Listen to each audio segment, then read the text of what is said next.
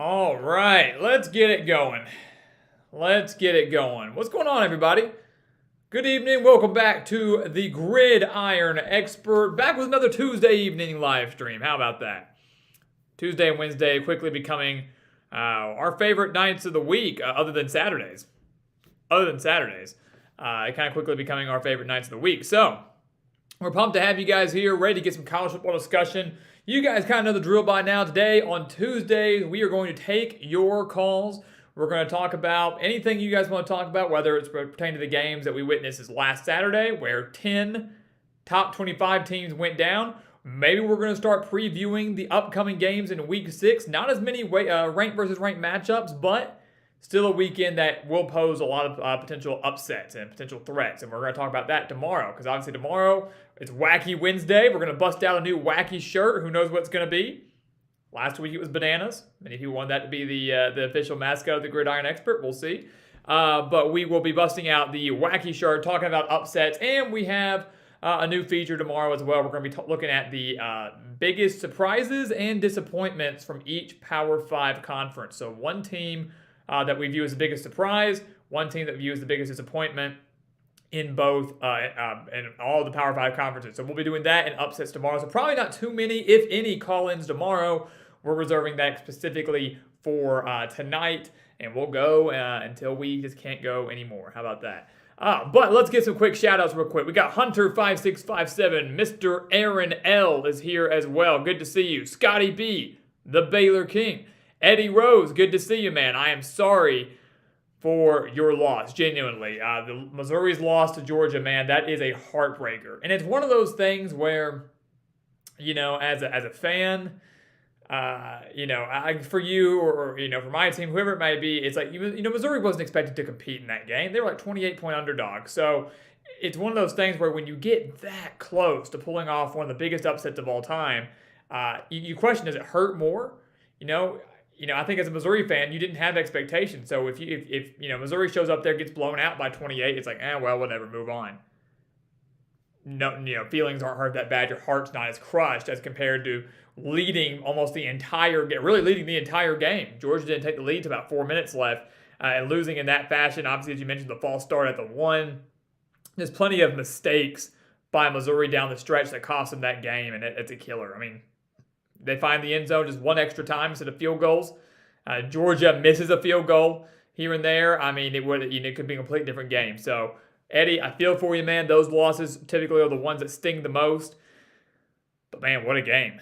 And honestly, a testament, again, guys, a testament that shows any given Saturday. Anything can happen on any given Saturday. Your team is never safe. We have seen so many upsets before, but the number one team in the country in Georgia almost lost to Missouri. One of the worst teams in the SEC, or so we thought. Your team is never safe. App State took down Texas A&M. It was not great, but still could take them down. You just never know. That's why we play the game. But that was definitely one of my top games of the weekend for sure. We posed that question earlier here. What was your favorite game from the weekend? And we saw Ole Miss and Kentucky from Aaron. That was definitely a thriller, absolute thriller there. Saw Clemson, NC State. Of course, Hunter would say that because he was there. He was at that game. Hunter, hope you had a great time, man.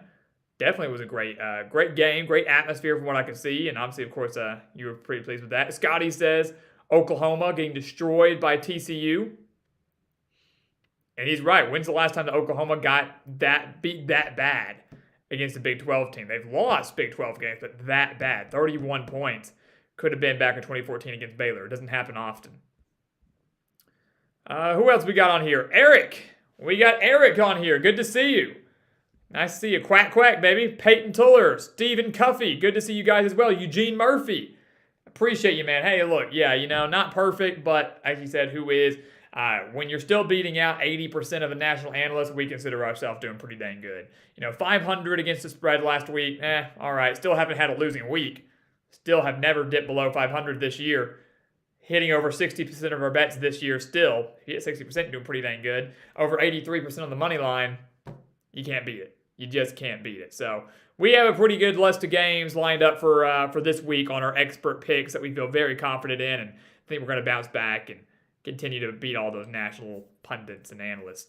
Mike Myrick, good to see you, my man. What's up? I hate it for you too, Mike. I wish you guys would beat Wake Forest. You know, I don't have a stake in either team, but I was rooting for you, thinking of you, and wish your old Seminoles had gotten out to a better start. They should have, man. They should have beat. I feel like should have beat Wake Forest, but they laid an egg and got that first half. Tried to battle back late, but just couldn't get it done. But got an opportunity to make up for it on the road against NC State this Saturday. So fingers crossed on that. David Cattell, good to see you, my man. Nice to see you. Thank you for all your support as always. Hello from Jacksonville. Very nice. I love it.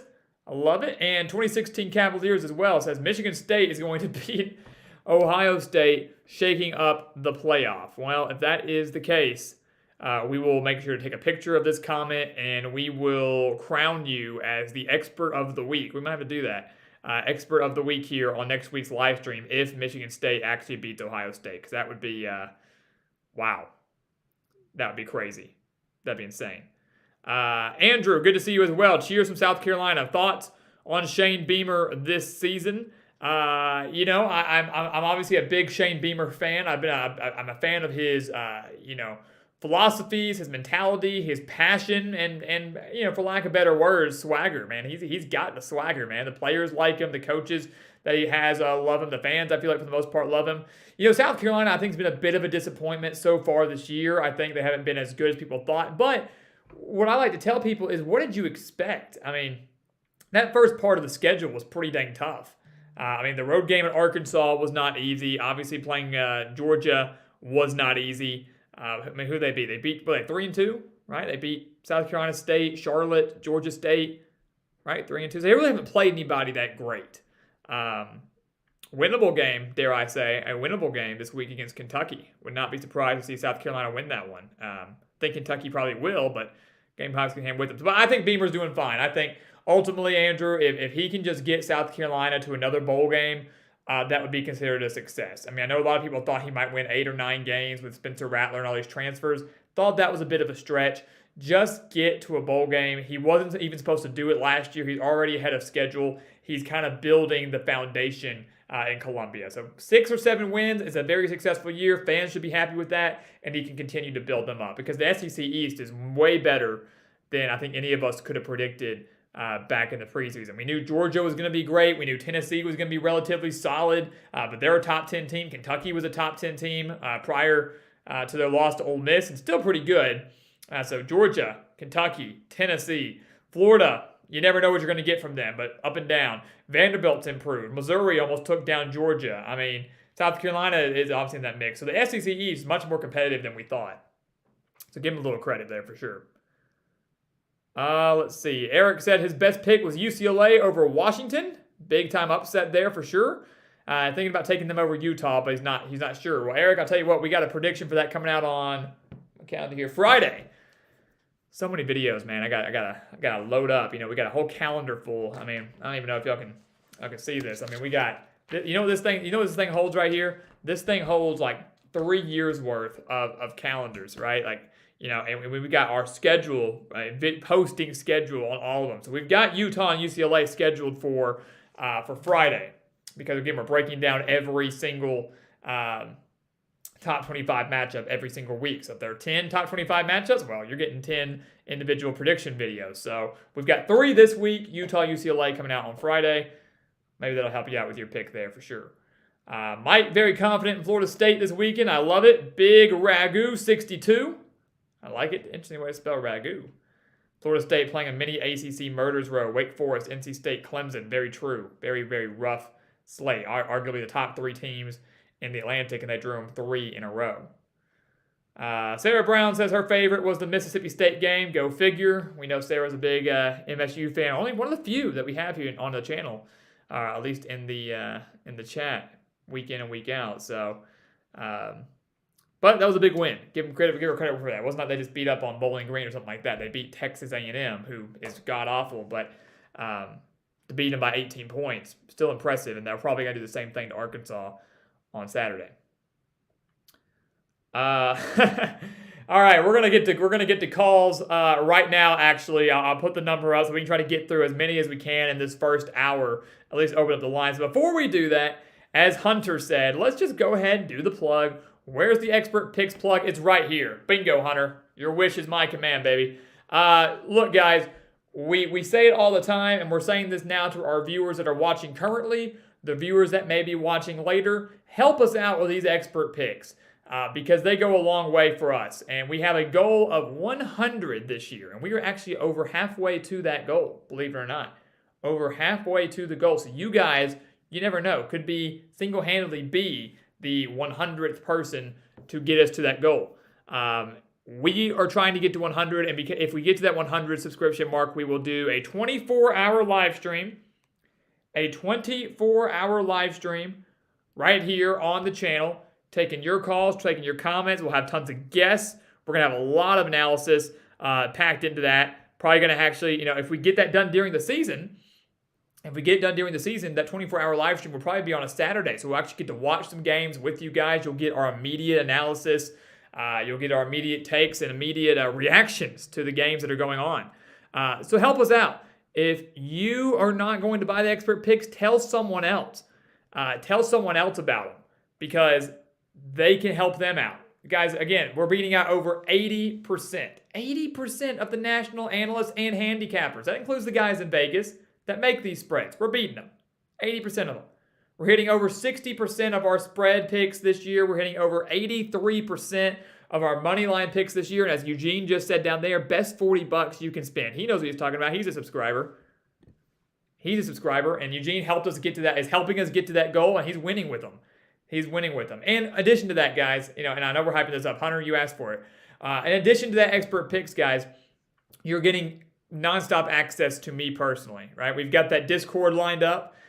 We have a college football picks channel in it. We've got an NFL picks channel in it. So if you sign up for those expert picks, you get access to those channels. So you can hey, why do you like this game more than this game? Or, hey, I'm looking at a game that you didn't list. Or what are your thoughts? You're getting constant analysis and just discussions with me. You are, if you send an email, you're getting an immediate response within 24 hours, most likely less than that. It's all for you for $60 to $40, depending on what package you buy. $40 to $60. And I can guarantee you guys, go look anywhere else. You're not going to find a price cheaper than that. Yeah, you might have some guys tossing out free picks in here and there. They ain't going to be good. And you're not going to get all the perks that come with it. It's a year long, too. So if you buy now, you get it through October of next year. It's not like just the season. It's a full 365 days. All the bowl games, all the games that we list, money line and spread. If you buy the combo package, you get all the NFL games we list 5 a week. You get all the playoff games. Again, help us out. 100 subscriptions by the end of the season. I think we can do it over halfway there. It equals a 24-hour live stream and the gritty, apparently, as many will say. Gridiron expert gritty. And a couple other things I think we'll factor in there as well if we can reach that goal. So help us out. Help us get to that point. We really appreciate you and all your support. Eugene, thank you very much for that comment. We appreciate you. And last thing I'll throw out here too is prize picks, guys. If you're not even interested in a super chat, if you're not interested in an expert picks, go check out Prize Picks, one of the best daily fantasy sports apps in the country, in my opinion. I love using them. A lot of prop bets on there. So, we factor in our spread picks and everything, but we get to use some prop bets as well. Right now, they've got a deal going. Ezekiel Elliott, if he runs for 1 yard on Sunday against the Rams, you win $25. How about that? So if you use our promo code GRIDIRON, using the link down in the description below, or just, if you download the app and use that code GRIDIRON, that's all it is, easy to remember, and you place that bet on Ezekiel Elliott, you're guaranteed money. Easiest $25 you're ever going to make. Plus the sign-up bonus that comes along with it. And that helps us out a lot too, guys. That continues our partnership with Prize Picks. It strengthens our relationship with them. Obviously, significantly benefits our channel and can help us bring you guys more content left and right. So again, Prize Picks, use the promo code GRIDIRON. Go sign up today. You can do that anytime. It's not just for football. If you like basketball, like baseball, they have stuff going all the time. But obviously, our partnership is with football specifically, and we'll help you out with that too. Sign up with Prize Picks. We'll give you little tips with that, and then of course the expert picks. 100. That's our goal. Help us get there, baby. Again, even if you're not interested in the bets, the donations help us out significantly, but it ends up helping you in the long run as well. So help us out. Expert picks, Prize Picks, grow the channel. You know the drill. If you don't want to do it, spread the word and help us out. All right, there we go. Hunter, how was that? How was that? That's like a 5-minute commercial, infomercial. I thought it was pretty dang good, personally. But all right, let's throw up the call-in number up here on the chat. We'll pin it up at the top. The lines will be open for about an hour or so, taking as many questions, calls, comments as we can. Again, 3 to 5 minutes per person, so that way we can get through as many people as possible, get a good discussion going. And yes, let's give a shout out to Aaron Judge. Round of applause for Aaron Judge for breaking the American League record, 62 home runs in a regular season. That's very, very impressive. Very impressive. But the most important thing, guys, is no more cut-ins. No more cut-ins, as Aaron and Eric are saying there. I mean, thank goodness for that, right? Because, golly, I mean, wasn't that frustrating? I mean, I get it's history, and you want to be like, where were you when that happened? All that stuff. I get it. But, man, it is that was getting old. Watching a game on there, and your team's marching towards the red zone. Like, oh, we're gonna do split screen here and look at Aaron Judge. Oh, come on, man, come on. If we wanted to watch Aaron Judge, we'd have the Yankees game on. All right, that's just my thing. But yes, congratulations to him. It's still a very historic, milestone and something that's gonna dominate the TV for a while, for sure. Real quick, Peyton Tuller, do I have a team behind me? Hunter says GE Nation is the team. I love that. Heck yeah, baby. That's it. Peyton, first off, Hunter is right. We do have the GE Nation behind us. That is you guys. It's a collective thing. When I say we are trying to get 100, you're helping us get that 100. We say we're trying to build something. You are helping us build something. You guys are such a vital part of what we're growing here. I do have people that help us on the side, not with our analysis, but I'm going to be honest with you. I don't create those thumbnails. I know, those thumbnails for every individual video. I'm not the one creating those right now. I've got a good buddy of mine, Josh Pruitt. Some of you guys have met him before through live streams and things like that. He helps create those. Excuse me. He handles some of those graphics and things like that. My brother, who you guys have met before too. Last year, I got horribly sick. Scarily sick, and was out for a couple weeks. And I actually had my brother, his name's Carter. I had him get on the channel and put an update out for you guys. I didn't want to go, didn't want to leave it blank for 2 weeks or 3 weeks, however long I was going to be gone. Still don't know what it was. It wasn't COVID. It wasn't the flu. It was a very weird virus. I don't know what it was, but I had him get on here and tell you guys where I was and that we apologized for that. It was right in the middle of the season, of course, right around this time last year. And of course, that was like peak college football. So we hated that. But Carter and Josh help us out a lot with some of the technical things behind the scenes. And when it comes to analysis, but obviously when it comes to filming, it's a one-man show on my end. But as Hunter said, you guys are the team. You guys are what creates the vision. You guys are what kind of dictates the flow of this channel and where it goes. If we keep going up or if we stay stagnant. And we don't want to stay stagnant. We sure as heck don't want to be going backwards. We want to be going forwards. And we go forwards with more subs by spreading the word, by growing the nation, the expert picks, the prize picks, and everything like that through you guys. We're a team here. We're a community. We're a nation. And that sounds cheesy, but it's the absolute truth. All right. Let's get to it. Let me get on here. I'm going to use my phone, throw up the phone number here. Call-in number, though, 501-777-5861.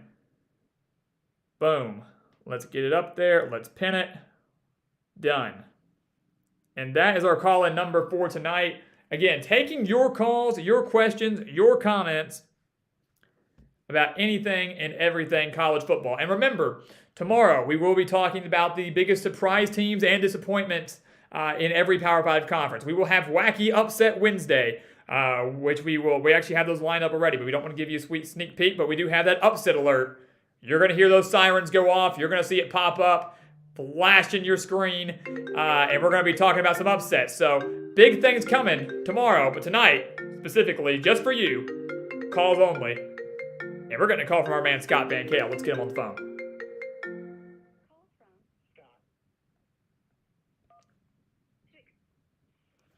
Scott, what's going on, man? How you doing? I'm doing pretty good. I'm just trying to get over that last game, which I'm already in the process of because Look, I'm ready for the bye week to be here at last. I understand. For those of you, all of you on the stream probably know Scott, one of the biggest, if not the biggest Baylor fan there is. And Scott, I felt for you, man. I picked Baylor in that game. I really thought they were going to be able to take down Oklahoma State. And I hate they were unable to, but I'm with you. The bye week probably can't come soon enough for you guys. Yeah, it's just too slow of a start. I mean, 3 points in the first half, then give up a kick return touchdown. That never happens under Noah Rauschenberg, ever. Yeah, I think there was just a lot of things regarding that game. The kickoff return to kick off the second half was a huge blow. The safety did not help either. And I got to say, the turnovers didn't help either. But I'll give credit. Scott, I want to ask you, what were your thoughts on Blake Shapen? I thought he played pretty well, all things considered. He did pretty good. It's just like the wide receivers are dropping the passes. I mean, 3 of them came from one guy, Gavin Holmes, a 6-year guy, the most inexperienced 6-year guy you could ever think of. Yeah, and that's kind of the unfortunate part, right? And we knew that though coming into this season. We said Baylor was going to have to rebuild those skill positions. They lost so much at running back, they lost so much at wide receiver, and the fear was the chemistry that Shapen was going to have with those guys, and I think that kind of showed against an elite team in Oklahoma State. Mm-hmm. At least Monterey Baldwin is back healthy again. He did excellent in the game. Yes, he did. That deep bomb that Shapen hit him on, I can't remember what quarter that was. It might have been the third quarter. Was just beautiful. Couldn't have been placed any better. It was a fantastic catch. He's your go-to playmaker. Yeah. So far this year, how would you grade the following positions? Wide receiver, running back, and the whole secondary. I would say, Scott, I would probably go with the. That's tough. That's tough. Because of what you just said with Baldwin and how well he's played, I almost might rank them at number 1. And then you have your. I almost go. Wow, that's tough. Actually, running backs 1, wide receiver 2, secondary 3. Mm-hmm. That's how I would say it right now, because the running backs have been more proven at this point, though no Tate McWilliams still after all this time after the BYU game. Yes, right, yeah. But I've been more impressed with Richard Reese than anything else. Mm-hmm. I just want to give you a question about how we're going to move forward as the season progresses, because they have to improve in numerous areas, especially in the secondary, because they're allowing so many deep passes. Yeah, I think, going forward, Scott, I have a lot of faith in Dave Aranda. I really do. And I think that he's going to be able to really fix this defense up a little bit. They got torched by Spencer Sanders. They got torched by Oklahoma State last week, and that was very uncharacteristic of them. They really weren't all that torched against BYU. I think there was just a bunch of mistakes. Will Hall had a pretty solid game back in week 2. Mm-hmm. Yeah. And the thing is, Scott, the good thing for you as Baylor is, you have 2 losses, so your playoff hopes are, out of the question for sure. But you only have 1 conference loss, and Baylor has yet to play TCU. They have yet to play Kansas. They haven't played Oklahoma. I mean, even though Oklahoma very well is probably out with 2 conference losses, but the guys that are on top of the standings right now, with the exception of Oklahoma State, they still haven't played them yet. And, we remember this last year. They lost to Oklahoma State in Stillwater last year, and Baylor still went on to make the Big 12 championship and win it. So winning the conference is not out of the question. They just have to regroup. I mean, that's a crushing home loss to Oklahoma State. And obviously the secondary isn't fixed, especially with the quarterbacks they've yet to face. Max Duggan. They've got obviously Jalen Daniels, who they're going to have to account for. They got Donovan Smith, JT Daniels, Dylan Gabriel will probably be healthy. They got some big-time quarterbacks coming up that if the secondary hasn't improved, it could be a much worse season than we expected. Yeah, it could be 3-9 or at worst. Yeah, and that's the worst case scenario. Aranda's not going to allow that to happen. I really think the Baylor's offense is starting to click. I have a lot of faith in Shapen. I mean, the throw for over 340 yards against Oklahoma State. Again, their secondary is not great, but to put up that, he was a one-man show offensively, and it showed. If Baylor had just a little bit more of a defense and better help, like those wide receivers, probably would have won that game. And special teams too. Right, obviously, yeah. Again, they lost, what was it, by 11 points? So if you subtract 7 from that, it's a 4-point game late in the fourth quarter. That kickoff return, I really think, was the dagger for Baylor that they were unable to bounce back. That's how I exactly felt at the time. Yeah. Anyways, I'm going to let you get to other callers and enjoy the rest of the night. Hey, appreciate you, Scott. Thanks for calling in, man. Welcome. All right, how about that? Love that from our man, Scott Bankale, all the way from Baylor. How about that? Love getting him. And real quick, before we touch more on Scott, thank you so much for calling in, man. It was first-time caller. He's very frequent here on the stream and the chats, but first time calling in, I believe. So Scott, great to hear your voice, man, and thanks for calling in. Shout out to my man Dave Cattell. Let's give him a shout out. We were talking about our expert picks a little bit ago, and he just bought them, baby. He just took them. David, thank you so much, man. He bought that college football package and came through clutch for us. Again, getting us another step closer to our goal here on the channel. Again, over halfway to that 100 goal. And Dave making his mark, making his presence known, helping us get there. He's going to be one of the 100. David, thank you so much, man. I really, really appreciate that. Thank you for your support.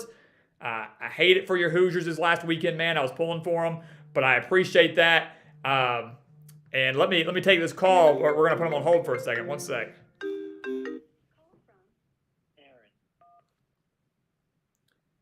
Hey, Aaron, we're going to put you on hold for 1 second, man. All good.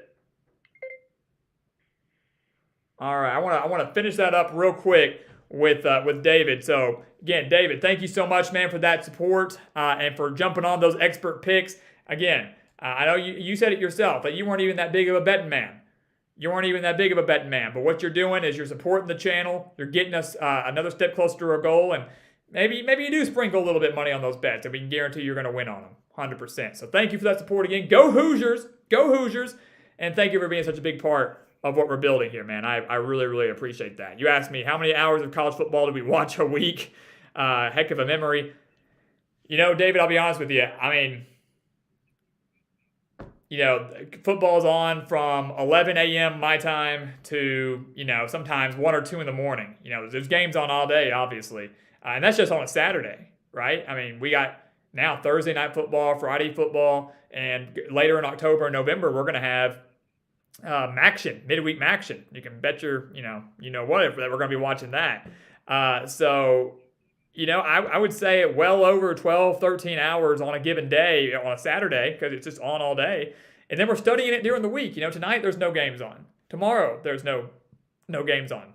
Tomorrow there is UCF and SMU. I'll say that. But we're watching those and we're studying them. We're taking notes. Like I said, you saw the planner over here. You can't see it. We've got about 2 or 3 binders over here full of just notes. That we're studying and watching film and breaking it all down. So that's how we get the memory of the players and the stats and the plays. It's just a lifestyle. It's a lifestyle, but it's one that we wouldn't change for anything, and definitely wouldn't change for anything when we got support like the GE Nation. So David, thank you so much for that. Real quick, before we get to Aaron on the lines, want to give a quick shout out to, again, Scott. Thank you so much for calling in again. Major shout out to Matthew Hazelhorse. Good to see you. We definitely will be talking about Kansas and TCU for sure. That prediction video comes out on Thursday, but we'll talk a lot about that tonight and tomorrow. No doubt about it. Clement Akufo, good to see you as well. And he made a good comment a second ago. If you want to have your voice heard, call in. And don't forget to share the content on most social media platforms, 100%. That is the way to do it, and helps us out big time as well. And then a major shout out to Anthony James, all the way out in Pac-12 country. Good to see you. Graham Brooks, all the way out there as a big Clemson fan. Good to see you. We are super pumped to have you guys and all 20-plus viewers right now, both watching currently and, of course, that will be watching later. So thank you guys again. And David, thank you so much again. Everybody, the super chats and those expert picks are what get us going. It's what helps us out. And David, we really can't appreciate you more, man. We cannot appreciate you anymore. He said he's happy to be a member. We're pumped, so pumped to have you. So pumped to have you. All right, we got Aaron on the line here. Let's get him on here and talk a little ball real quick. Aaron, how's it going, man? Hey, what's up? Hey, How you doing? hey, doing great. Can't complain on Tuesday, man. It's one of our favorite days of the week now. Yeah, for sure. Me personally, I am a huge college football fan. I actually have a team that I root for in all 5 of the major conferences, but my main team is my Oregon Ducks.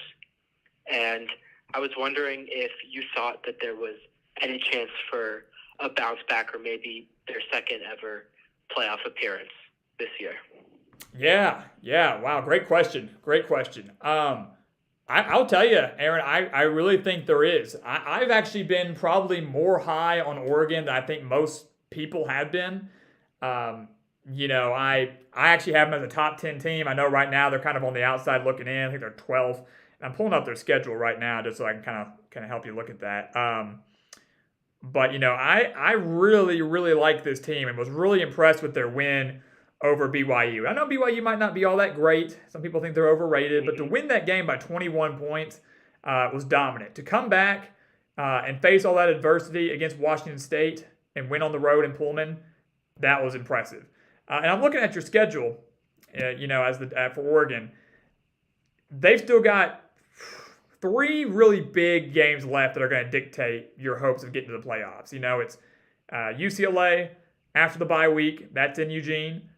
They get Washington in Eugene, and they get Utah in Eugene.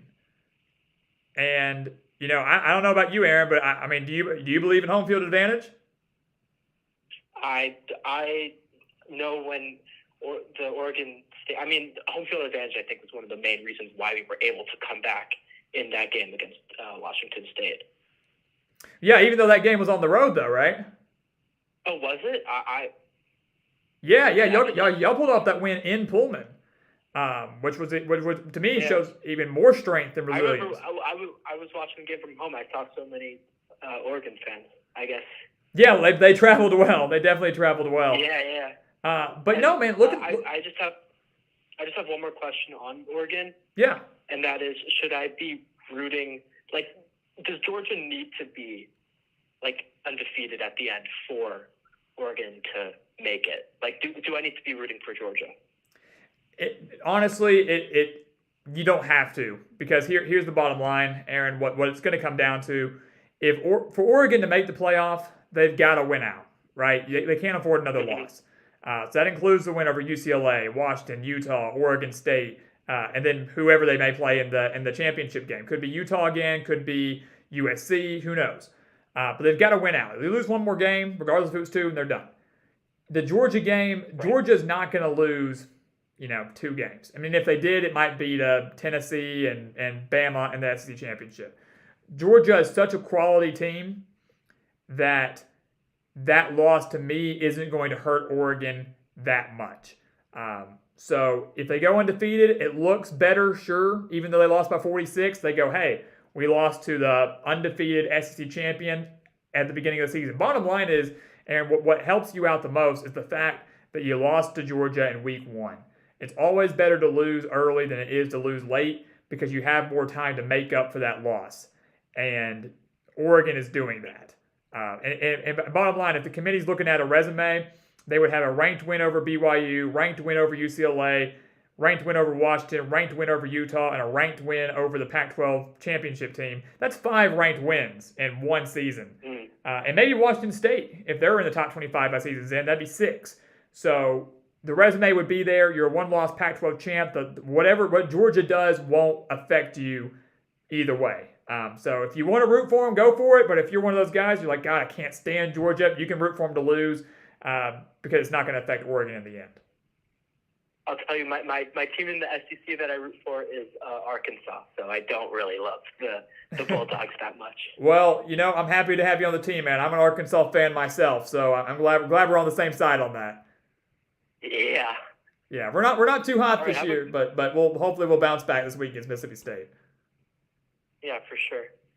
Have a great day. Have a great night. Absolutely, Aaron. You too, man. Yeah. All right. Love it. I love it. Aaron, all the way. What's that caller ID was from? Wasn't that from further away than I thought?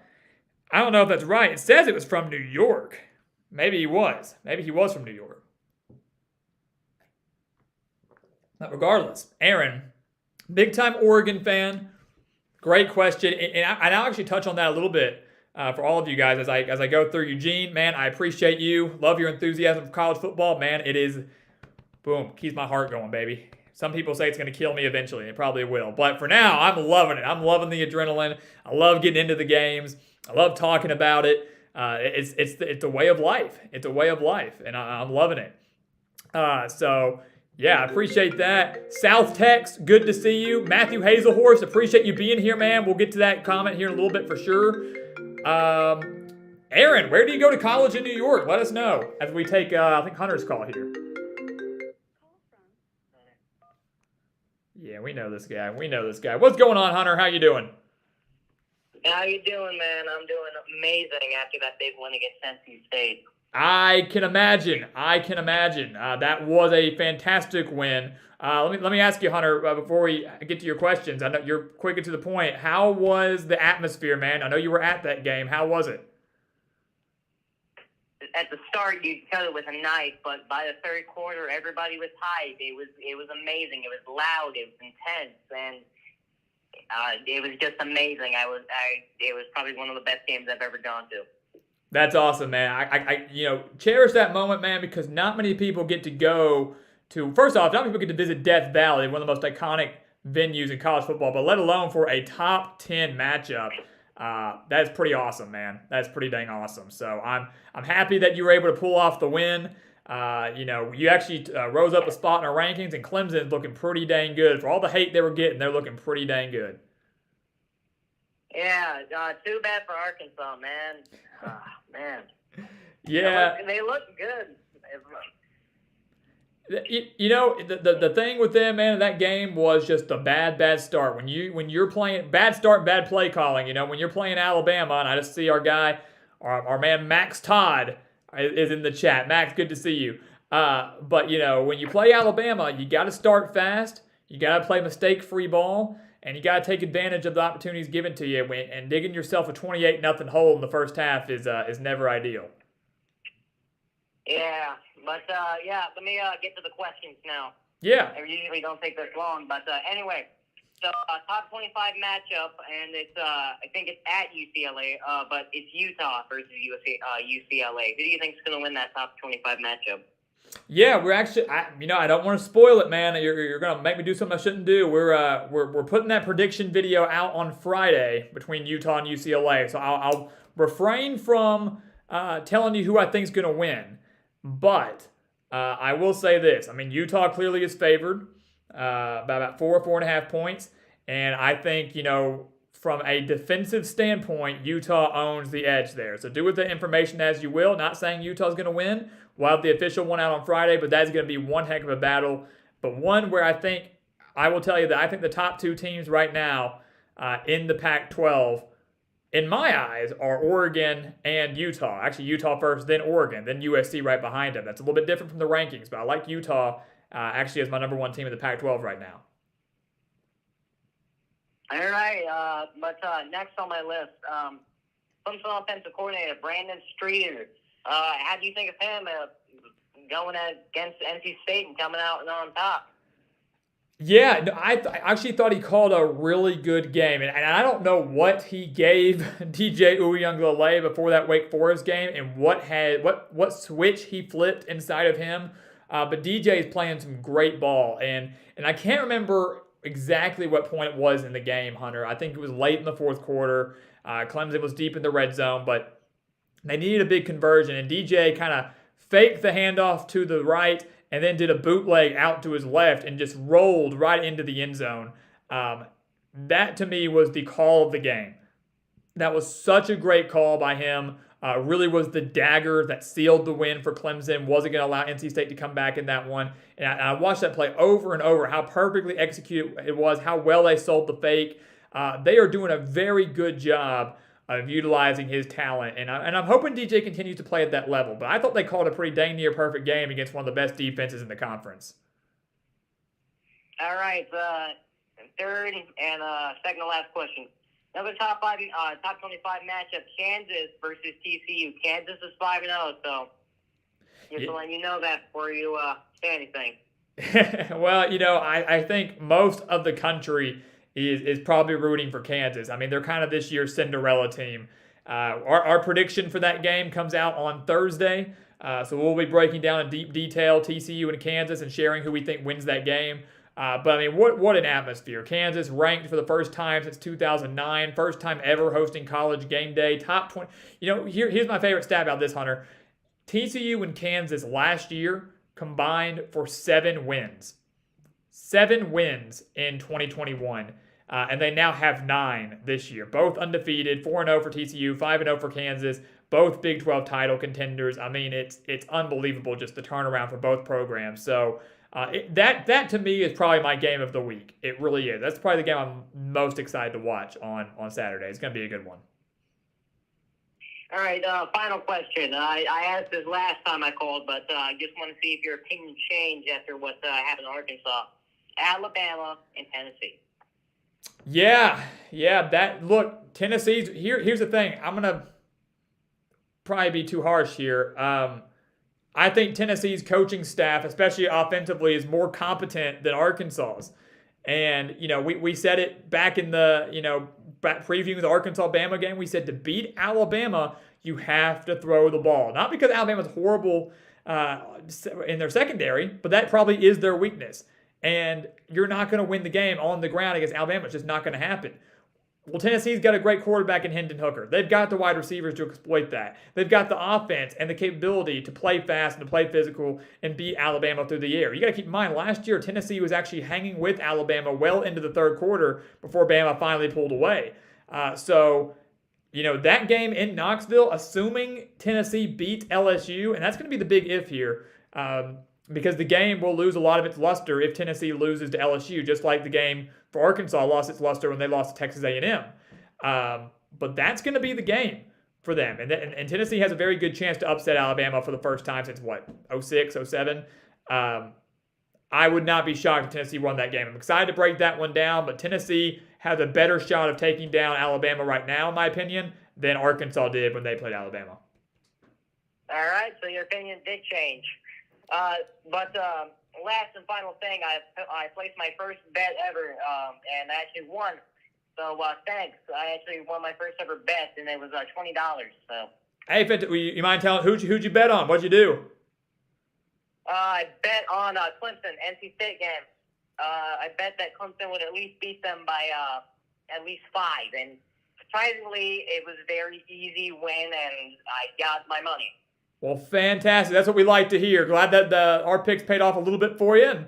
And glad Clemson came through for you, too. I mean, 17 points. You didn't really have to sweat it too much. So, hey, congrats on the win, baby. You're 1-0. That's what it's all about. Anyway, that's all I want to say. And thank you. And good night. Have a good night. And everybody in the chat, buy those expert picks. Hey, that's right. Listen to the man. Appreciate you, Hunter. Thanks for calling in, man. All right, see ya. All right, I love it. Man, what a great lineup of callers tonight. I mean, so far we're 3 for 3. Not that we ever have a bad caller, but I mean, guys, Scotty kicking things off on a high. Then we get Aaron all the way in, and I'm looking through the chat. I'm reading them as I'm coming through. He said the caller ID is from New York. He's from Portland. He's going to school in New York at Ithaca College, D3. I freaking love it. That's fantastic. Go Bombers. So the Ithaca College Bombers, I love it. That's fantastic. He's an Oregon fan, so he got some good calling there. Then Hunter, who in the chat is Hunter5657. Again, as we always say, he probably gets tired of hearing it, but the first ever caller on the stream that we've ever had. First ever caller at the Gridiron Expert, we will forever own that honor. And I love it because he's just so quick and to the point. He's like, hey, what's up? I got 4 questions for you. You're going to answer. Let's get to it. I'm like, all right, man, you run the show. You want to trade spots? I mean, dang. But I love it, Hunter. Thanks for calling in, man. Great questions. Congrats on the win, and congrats on winning the bet as well. I love it. That's awesome. So, yeah, we got Aaron in here. Dave is here. I don't know if I gave you a shout-out earlier, Dave, but good to see you. Max, of course, wanted to give you that shout-out. I know we kind of talked about it briefly on the phone, but Max, good to see you. Congratulations. I told you, look, Roll Tide, baby. Congratulations. You guys put on one heck of a show, man. I thought Arkansas was going to have a chance in that third quarter, man. I thought we might have a shot at pulling off an upset. 28-23, had you backed up on 3rd and 15, deep in your own territory. I mean, I really think that had Arkansas gotten the stop there, that they could have gone down and taken the lead. And then who knows what could have happened. But instead, we allowed, Jalen Milroe to rush for like 77 yards on one play. God, that's typical Arkansas, right? But congrats on the win, Max. Thanks for being here. Thanks for all of your support. Again, congratulations on the big win. Y'all are going to absolutely destroy Texas A&M, which means that Tennessee game next week, so week 7, that's going to be the big one, like Hunter was talking about. So very, very excited for that. But Max, pumped to have you here, putting our differences aside, and ready to see what happens. Dion Thacker, good to see you. Gridiron expert, more like cast iron skillet. That was bad. He followed up because, that one was bad. Yeah, someone tried to come up with different names for me for different sports or like topics, like cooking. But I don't know if that would be it. If you wanted to keep part of it like cast iron expert, that might be a little bit better, but I don't think that would work. Would work all that well. But Dave, good to see you as well. Congrats on Aaron Judge. I know you're a big Yankees fan, also up in the New York area. And he said Aaron, who's at Ithaca, is 3 hours from Dave. And they've got a great PT school. Buttermilk Falls, love the Finger Lakes, Cornell Country. Y'all are speaking a foreign language to me, but that's really cool that we got some people up there in the same area. Again, bringing people together through the Gridiron Expert, through the community. I love it. My girlfriend actually is in occupational therapy, which I know they're different things. OT, PT, she reminds me of that a lot. But I think it's really cool that we've got so many people in the same kind of area there. So that's really neat. And I saw where Aaron was like, I've actually got a lot of friends. All of my friends are PT majors. How about that? Look at that. That's pretty dang awesome. That's pretty dang awesome. All right, so going through what else is on here. I was promising our boys out west, Anthony especially, that we were going to talk about the Pac-12, and we are going to do that here shortly. Jerry Turner, good to see you, man. No, big Syracuse fan. Big Syracuse fan. Happy to have you here, Jerry. I appreciate you and all your support. New Mexico Noah, good to see you here as well. Noah, bro, I'm sorry. I thought for sure New Mexico State was going to beat Florida International. I felt pretty confident about that. So I am very sorry for your loss and sorry for Florida International. Their first win over an FBS team since like 2019. Hang in there. Getting a call from California. We're going to hit the chat and some other stuff once we're done.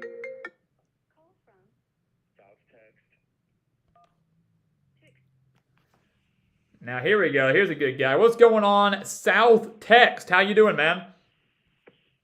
Hey, how's it going, Alex? It's good to be on the show. Yeah, absolutely, man. Thanks for calling in, and congrats on the big win at the Rose Bowl last week. Yeah, that's what I wanted to talk about. It was a great game. I was there in the student section. We came in unranked, even though we were 4-0. Washington ranked 15 in the country, and we took them down, and it was not as close as the score suggested. Our defense fell apart at the end there. Michael Penix, he was throwing good at the end there, had some 2-point conversions and stuff, but I was just so impressed by DTR. Man, that last drive, they gave us the ball back with like 4 minutes to go, and he just kept the clock moving. Using his legs, handed it off, making some throws on that last drive. It was great. So big win, and I'm super excited for next week against Utah.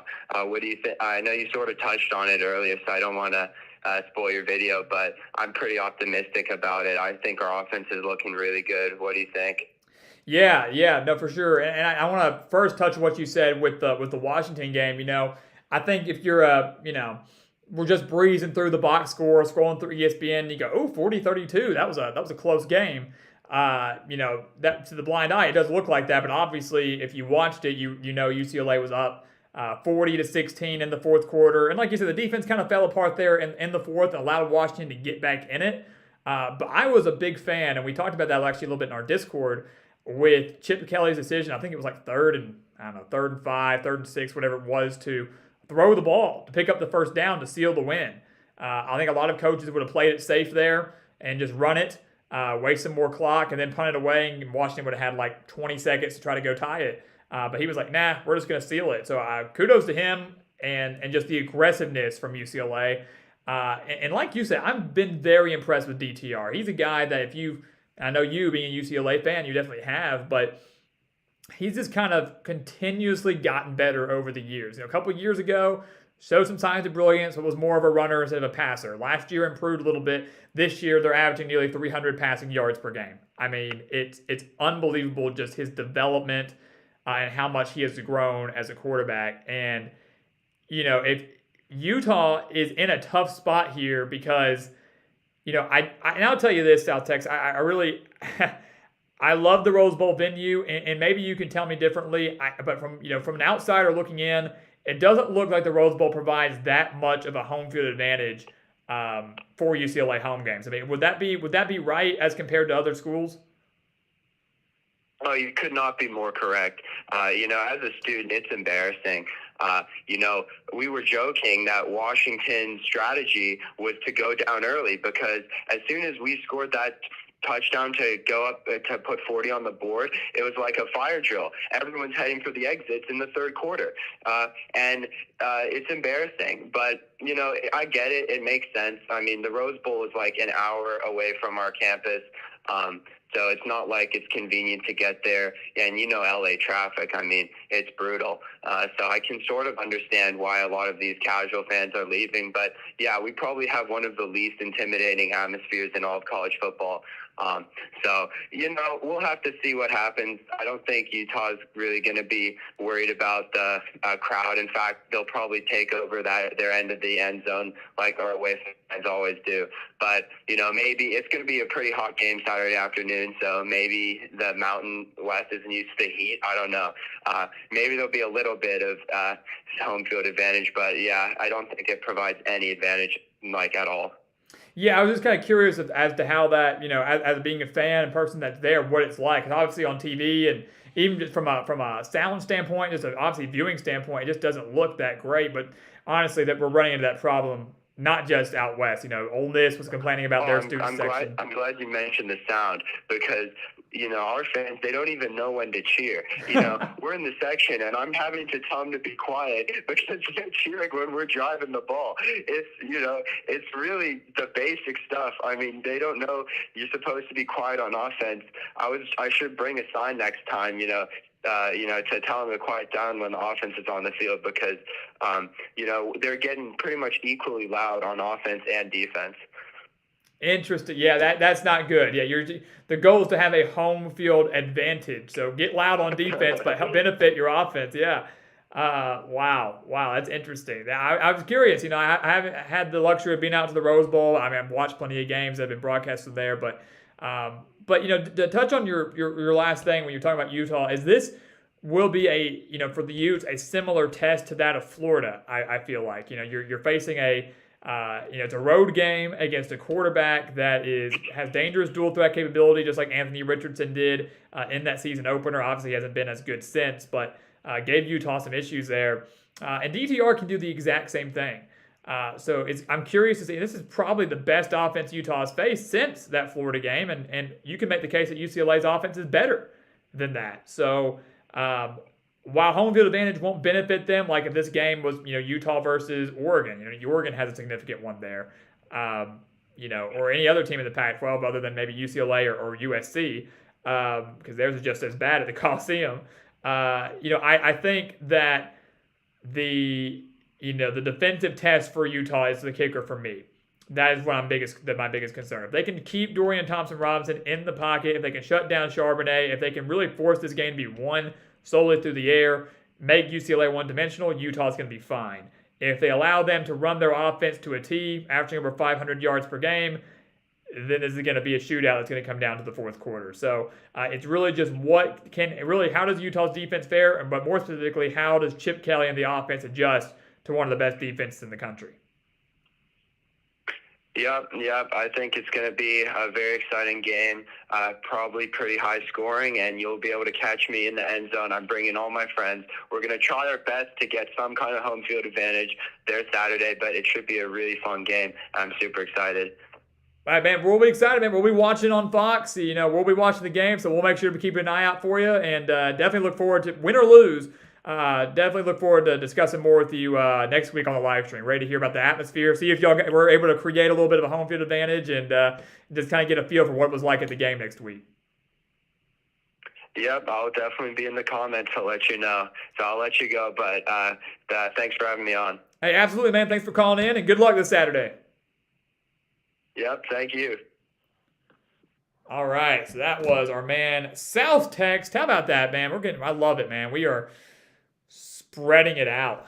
New York, California, Texas with Scotty, South Carolina with Hunter. How about that? That's freaking awesome. It's great and great questions too from South Tech. How are they going to fare against? I got a little hair mixed up there. How's UCLA going to fare against Utah? How are they going to do?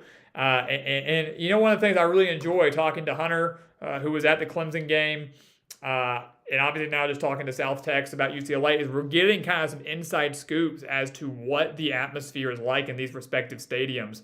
And to what it can, the Rose Bowl has always been one that I'm curious about, and one that is a shame, really, for UCLA and then USC with the Coliseum, in the sense of, you have these fantastic stadiums. Maybe your teams aren't always great, but a fantastic stadium, and they never sell them out. You never see the Rose Bowl sold out unless it's actually the Rose Bowl game. It just doesn't happen.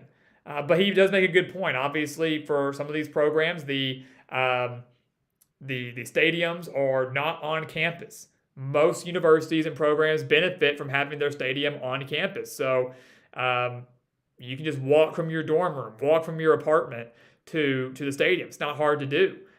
You can't do that at UCLA. You might not be able to do that at USC. I believe at one point, if Scotty's still here, he can correct me, but I'm pretty sure Baylor's stadium at one point was a pretty decent ways off campus as well.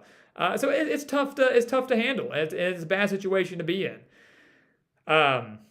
But it is a shame when you have an elite program that's winning, UCLA getting their first top 15 wins since 2014, and no one's there for it. It's a shame when you got a school like Ole Miss. Lane Kiffin was out there criticizing their student section, basically saying, hey, we're a top 20 team, we're fringe top 10 team, and our student section doesn't show up. And I know, Grant, he was talking a lot about the Tulsa game there. But we see that, and it's not just, these schools I'm bashing. Alabama does the same thing too. I know Nick Saban has been very frustrated with that from time to time, especially when Alabama plays poor opponents.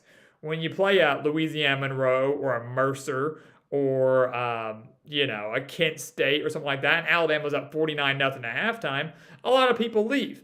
And a lot of students leave. And a lot of people make the comment, they say, students especially, college, a lot of people are wanting to be out in their tailgating spot. They'd much rather be drinking and watching the game on a TV under their tent than being in, especially when the game is a blowout, or you think the game is over. Like South Texas was saying when UCLA finally dropped 40 and was up by 24 points. Those students would rather be out socializing. Let's go hit the bars. Let's go hit our tent. Let's go do whatever, because there's no reason to be in the stadium when the game is over and out of reach. Can play devil's advocate on both sides, but it is a shame. And you would hope that they'll stick around for the bigger games, especially when they're closer, or at least against a quality opponent, because you need that home field advantage regardless of who you are. And as South Tech says there, he goes, the Rose Bowl is beautiful, but it's an hour away from campus. The basketball atmosphere is great because the basketball arena is on campus, but there's no space in Westwood for a stadium. Winning is the only solution. And he's got a good point. With a lot of these boosters, a lot of these programs, you don't want to bite the bullet. You don't want to bite the bullet and invest in a big-time stadium or something like that when your football program isn't any good. But for UCLA, as South Tech says, the winning is the solution. Winning will not only get people to the Rose Bowl, but if they wanted to build a stadium on campus, you're going to need consistent winners. You're going to need not even national titles, but Pac-12 titles. You're going to need recruiting. And you look at UCLA now, something that could benefit them. That move to the Big Ten could get them a stadium on campus. Or they're going to say, forget about it. We're still going to keep it at the Rose Bowl, and we'll just bank on people that have, been there consistently. People that go to the Rose Bowl a lot, like in Ohio State, Wisconsin, although they're in a different state. But, some Big Ten schools that are familiar with the Rose Bowl, those fans will travel, maybe. So, interesting. I don't know. Interesting scenario for sure. I do want to touch more on the Pac-12 here in a second, though. Let me hit some of these chats, these comments real quick, and then we'll kind of move on to the Pac-12 whenever we get that chance. But as Aaron says, he's loving the Pac-12 love. He's got the West Coast love, but he's out on the East Coast. I love it. Let's see who else. I probably missed a couple people that came in into the chat, so I want to make sure I get those shout-outs and say them here. Matthew says, Kansas, who Matthew's a Kansas State fan, is our biggest rival out here, so seeing them be good again is exciting, but I definitely want them to get smoked by my Cats at the end of the season. This will be the greatest Sunflower Showdown, and he's got a very good point. Matthew, I am hoping, genuinely, that is a top 25 game. I am hoping, and God, how awesome would it be, too? I mean, stressful for sure as a fan, but how awesome would it be if Kansas State, Kansas, the winner goes to the Big 12 championship and the loser does not? Like, that has Big 12 title implications. Or even if it's not that, even if it's, say Kansas is still elite there, at the end of the season, and Kansas State has an opportunity to play spoiler. That's how rivalries become even more intense. We haven't seen a Kansas State, Kansas, matchup that has really meant something. And probably since 2007, 8, or 9, probably since Kansas was the last time they were relevant. We haven't seen it mean something. It's pretty much been dominated by the Wildcats. This year, it probably will mean something. And how awesome would it be if both teams had an opportunity to get to the championship, or at least one of them did, and the other could play spoiler? That's where that bitterness comes in. That's where that hatred comes in, and that's where the rivalries start to mean something. And so, yeah, I'm very excited for that Sunflower Showdown at the end of the season this year. Not always at the end of the year. Sometimes played around this time of year, mid-October, early November. Now going to be played in the season finale. As Clement says, he's very happy that game day is going to be in Lawrence. It's going to be a lot of fun. My man, Bill Barnett, I just saw your comment. Thank you, man. Thank you for being here, Bill. He just said, awesome show. Awesome show. Heck yeah. Again, you think we're going to be sitting here talking ball without you guys? Not a chance. You guys make the show. You're the ones calling in. You're the ones commenting. You're the ones that are, help pumping us up, baby. That's how we get it going. So, Bill, thank you for being a part of it. Thank you for your support. And thank you for being here. We appreciate you. Let's see here. Jerry Turner, again, good to have you here talking about the Syracuse game. Defeating Wagner, not a big deal, but now in the top 25 for Syracuse, both in the AP poll and in our GE poll. Making sure to give the Orange some love, just like we did for Kansas State, just like we did for Kansas, just like we did for UCLA and South Texas, TCU. A lot of new teams in our official top 25. It'll be interesting to see how much of that changes next Sunday or Monday when we put our next set of rankings. All going to be dependent on what happens on Saturday. Last week saw 10 top 25 teams lose. Highly doubt we see that again, but you never know. New Mexico Noah says, yeah, it might be time to drop down to the FCS if you're New Mexico State. I hope not, man. It's just one of those things where you felt, and it happens all the time with teams, where you feel like you're getting the slightest bit of hope, slightest bit of momentum, and you lose a game that you shouldn't. And look, we were talking about this last week, Noah. We said, did anyone expect Mexico State to go bowling? No. Did anyone expect Mexico State to win a lot of games? No. But if they come out of here with anywhere from 2 to 4 wins, I know they still have a couple of winnable games ahead of them, UMass being one of them. I think they have an FCS opponent, if I'm not mistaken, which those aren't a given.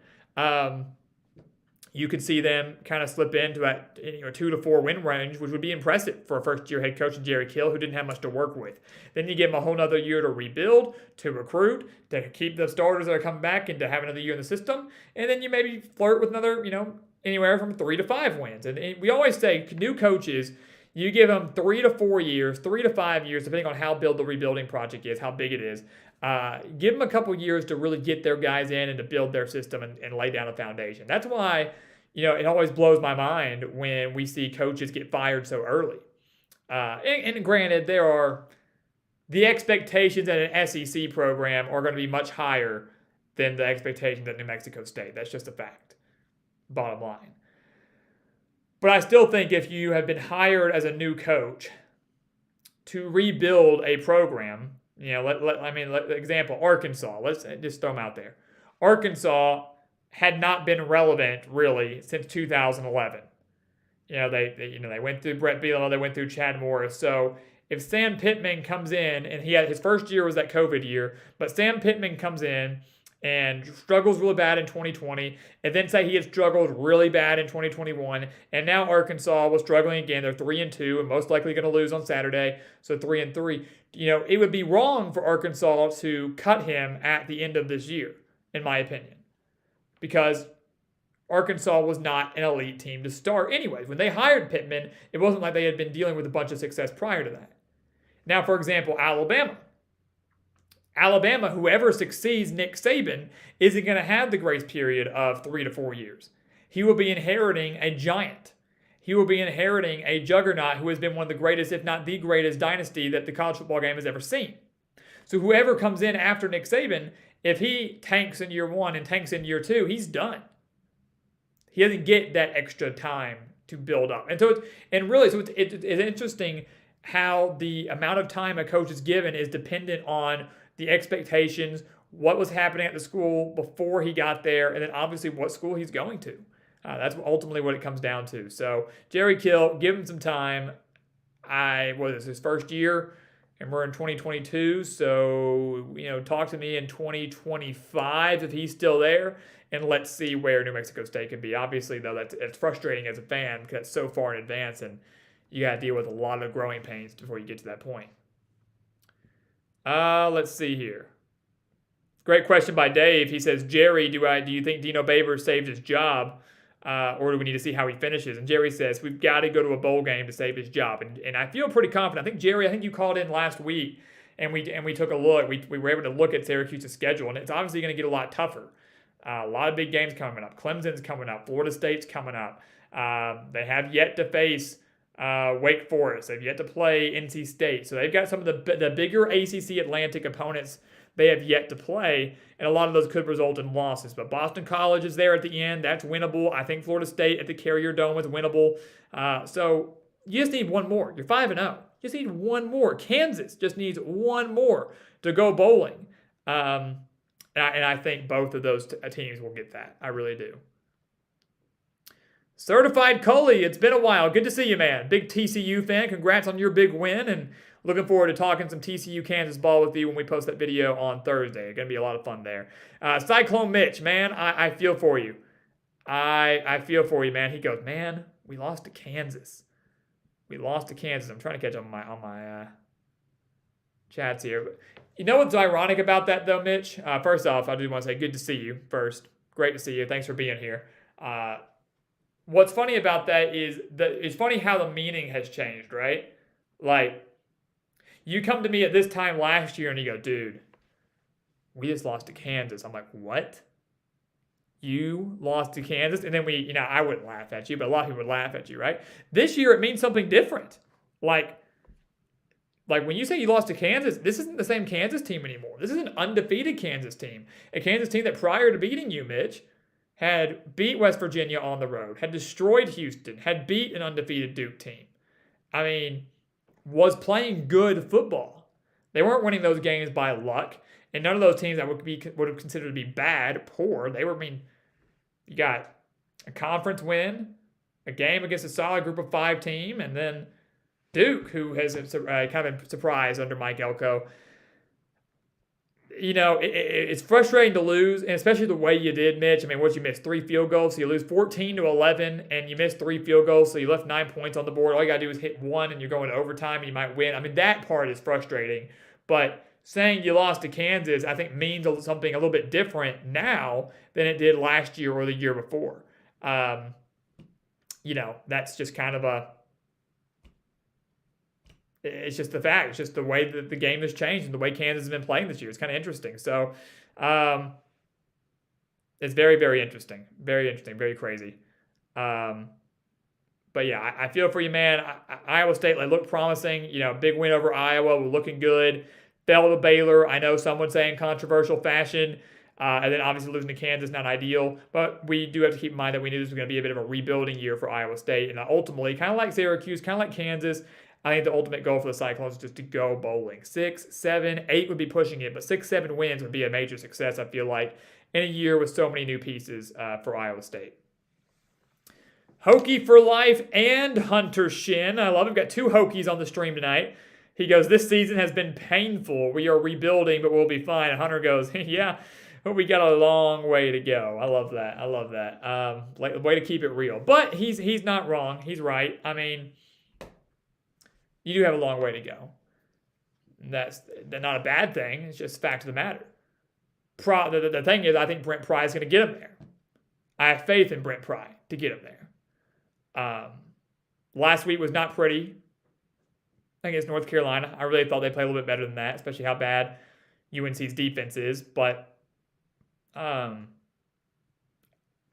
Virginia Tech team that I thought would go bowling this year probably will not. And that's unfortunate. That part is unfortunate. But I think they'll be able to bounce back next year. I genuinely, I'm not just saying that. I genuinely do. Now, bounce back meaning probably a bowl game, not coastal contender. But still a lot of the season left to be played, though. Let's keep that in mind. You know, guys, we're entering week 6. So when Saturday ends, we will be about halfway through the year in terms of games played for most teams. You play 12 regular season games. We're going to play 6 of them for most by the end of Saturday. So about halfway through. Then you got bowl games, you got conference championships, got a lot of ball left to be played. We're halfway through. If the first half didn't go the way you wanted, let's go in. Let's make some halftime adjustments. Let's come out strong in that second half. See if we can't salvage the season for some of these programs. I know Virginia Tech needs it, and I know my Arkansas team needs it as well. But Hunter, good to have you here. Hokie for life, good to have you here. Dave says he believes that Vegas knows that KJ Jefferson is not playing. You are probably right on that. I would agree with that. Arkansas listed him at number 1 on the depth chart. They said KJ's fine and probably will be playing against Mississippi State, but I don't think so. I think it's going to be Cade Forden, and it's going to get ugly. New Mexico Noah said, I'm going to the Kansas State game. First off, how about that? He's going to that game, the season finale, potential top 25 matchup, but standing room only. So Matthew was talking about that earlier. He was talking about how big that game's going to be, and Noah kind of confirming that. Standing room only already. Again, halfway through the year, still got a long ways to go for that game's even played. We don't know how Kansas or Kansas State's going to be the rest of the year, and it's already standing room only. Because bottom line is, regardless of if there's Big 12 title implications on the line or anything like that, this still will be one of the biggest Sunflower Showdowns we've seen in a long time because of Kansas actually being relevant for once. So regardless of the implications there, both teams could be 6-5 for all I care. That's still going to be one of the most exciting matchups in this series that we've had in a long, long time because both teams are actually playing decent ball. And by both teams, I mostly mean Kansas. Let's see.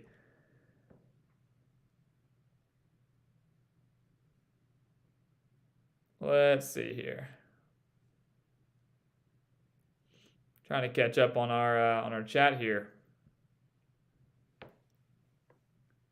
Sometimes it kind of glitches up on me a little bit. Cycle Mitch says, glad I didn't make the trip to Lawrence last week. Yeah, I don't blame you. Just like me, I thought about going to Fayetteville, or and good thing I didn't. Tell you what, I'm glad I didn't. Max probably agreed with me. Max, real quick. Thank you so much, man. Thank you so much for that super chat. Yeah, first off, he just showing his support, dude. Thank you. Thank you so much for that. Do I have PayPal? Yes, I do, Max. And let me tell you, we've got all the methods, baby. We got PayPal, we got Cashapp, Venmo, and I think I'm looking for you right now. Yeah, Max, the PayPal is in the description below. I will type that into the chat for you just so you have it. If I can, let me see here. But I do have PayPal, Max. And really all of the things. Let me type it out for you just so you have it. But I appreciate that very, very much. Like I said, guys, everything goes such a long way here. There we go. I think that got it for you.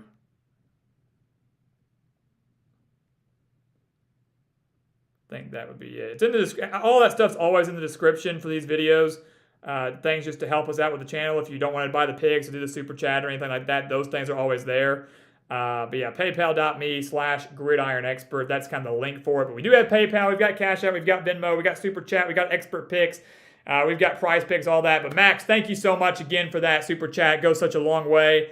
And I appreciate you. And thank you so much for being a part of the team. And again, congrats on that big win. I think you guys are in store for a very special year coming up. Clearly. But Max, my man, coming through. I was actually just about to talk about him. And then he drops that. It's like great minds think alike, or that connection there. Talk about it. And Dave says, where's Talk is Pitt? I don't know. Sometimes he's hit or miss. He just kind of fluctuates. You never know if he's going to be here or not. Let's see. New Mexico Noah, watching videos of Enter Sandman at Lane Stadium never fails to give me chills. Dude, tell me about it. I tell you what, that's actually one of my, and Hokie for Life, dude, thank you for the follow on Twitter.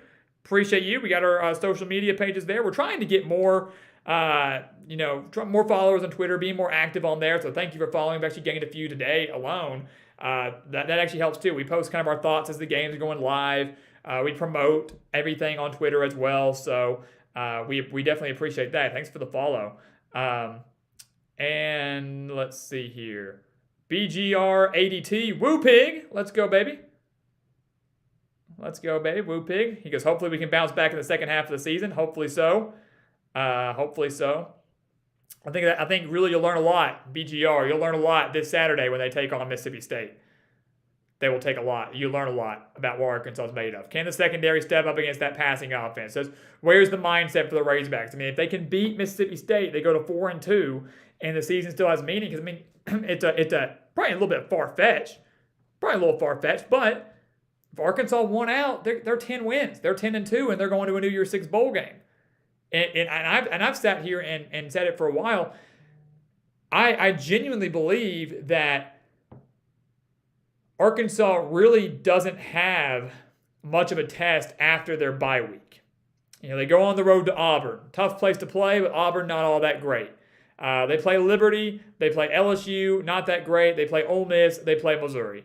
Arkansas, in theory, could win five of those games. Could win all 5 of those games after the bye week.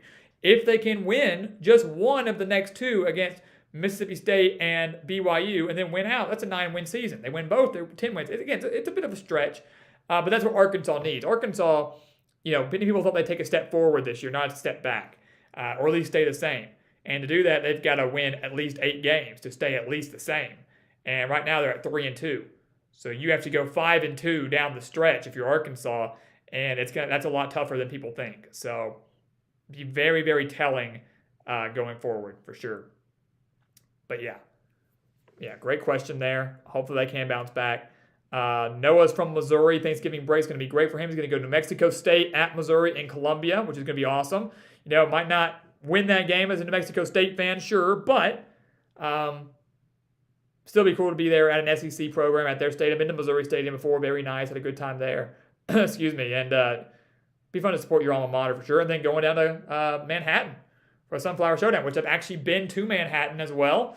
Got to watch a game there when Arkansas State played there. And beautiful stadium, great people.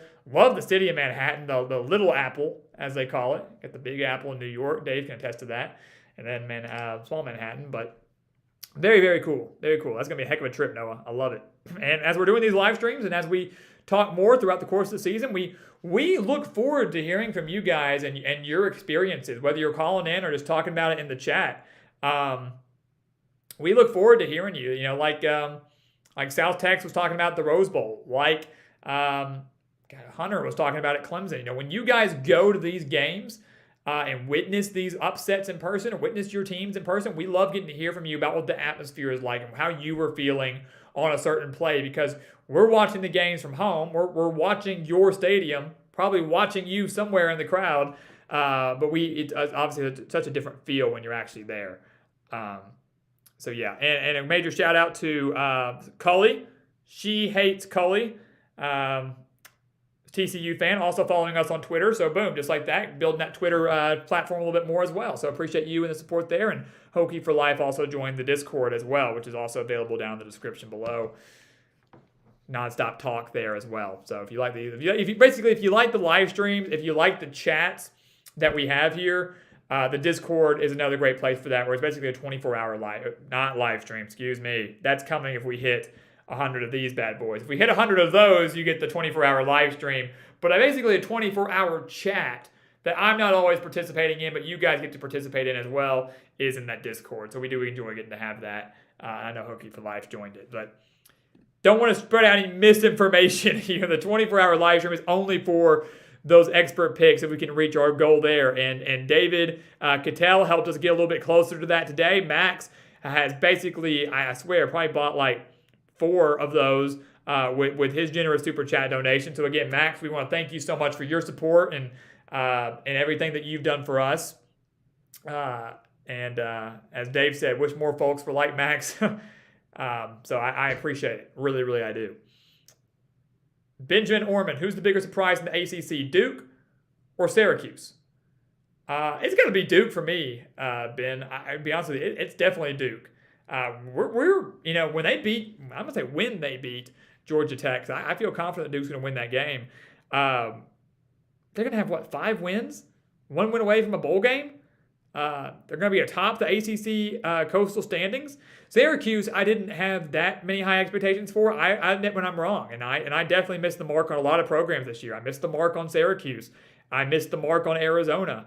I missed the mark on, who's the one that people have been berating me with? Illinois. I missed the mark on Illinois. So I definitely have missed the mark on a handful of programs, Syracuse being one of them. They've definitely surprised me. But if you had said back in the preseason which one's going to do better, I would have said Syracuse. So Duke, therefore, has been a bigger surprise to me than the Orange have been. Scotty, who will be the next Colorado coach? And Hunter, no, it is not. We were actually about to wrap it up. So we have time. We actually do have time for wrap up the calls, I should say. Wrap up the calls. We have time for one more call. So Hunter, give us a call. Let's get you on the line tonight, and you can be our last caller tonight.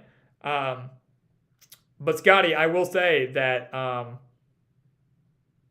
I was hearing a rumor that that Brian Harsin might become the new Colorado coach, and that it would almost like a John Gruden. I don't know how many people know much about it, but the John Gruden deal back in 2001, 2002, when the Raiders traded John Gruden to the Buccaneers, it would almost be Clement. I appreciate you, man. I don't think I saw it come in, but you said you followed us on Twitter. Yep, sure did. So I appreciate you, man. Thank you for that. Thank you. But, when John Gruden got traded from the Raiders to the Buccaneers, someone kind of I was reading some article, and they were saying that could be how it works with Brian Harsin, because Auburn clearly wants Harsin gone. They were like, it's almost like a plea deal. It's like Colorado comes in, Brian Harsin, clearly familiar with that region of the country after coaching successfully at Boise State. They come in, they make my job a little bit easier when we get that.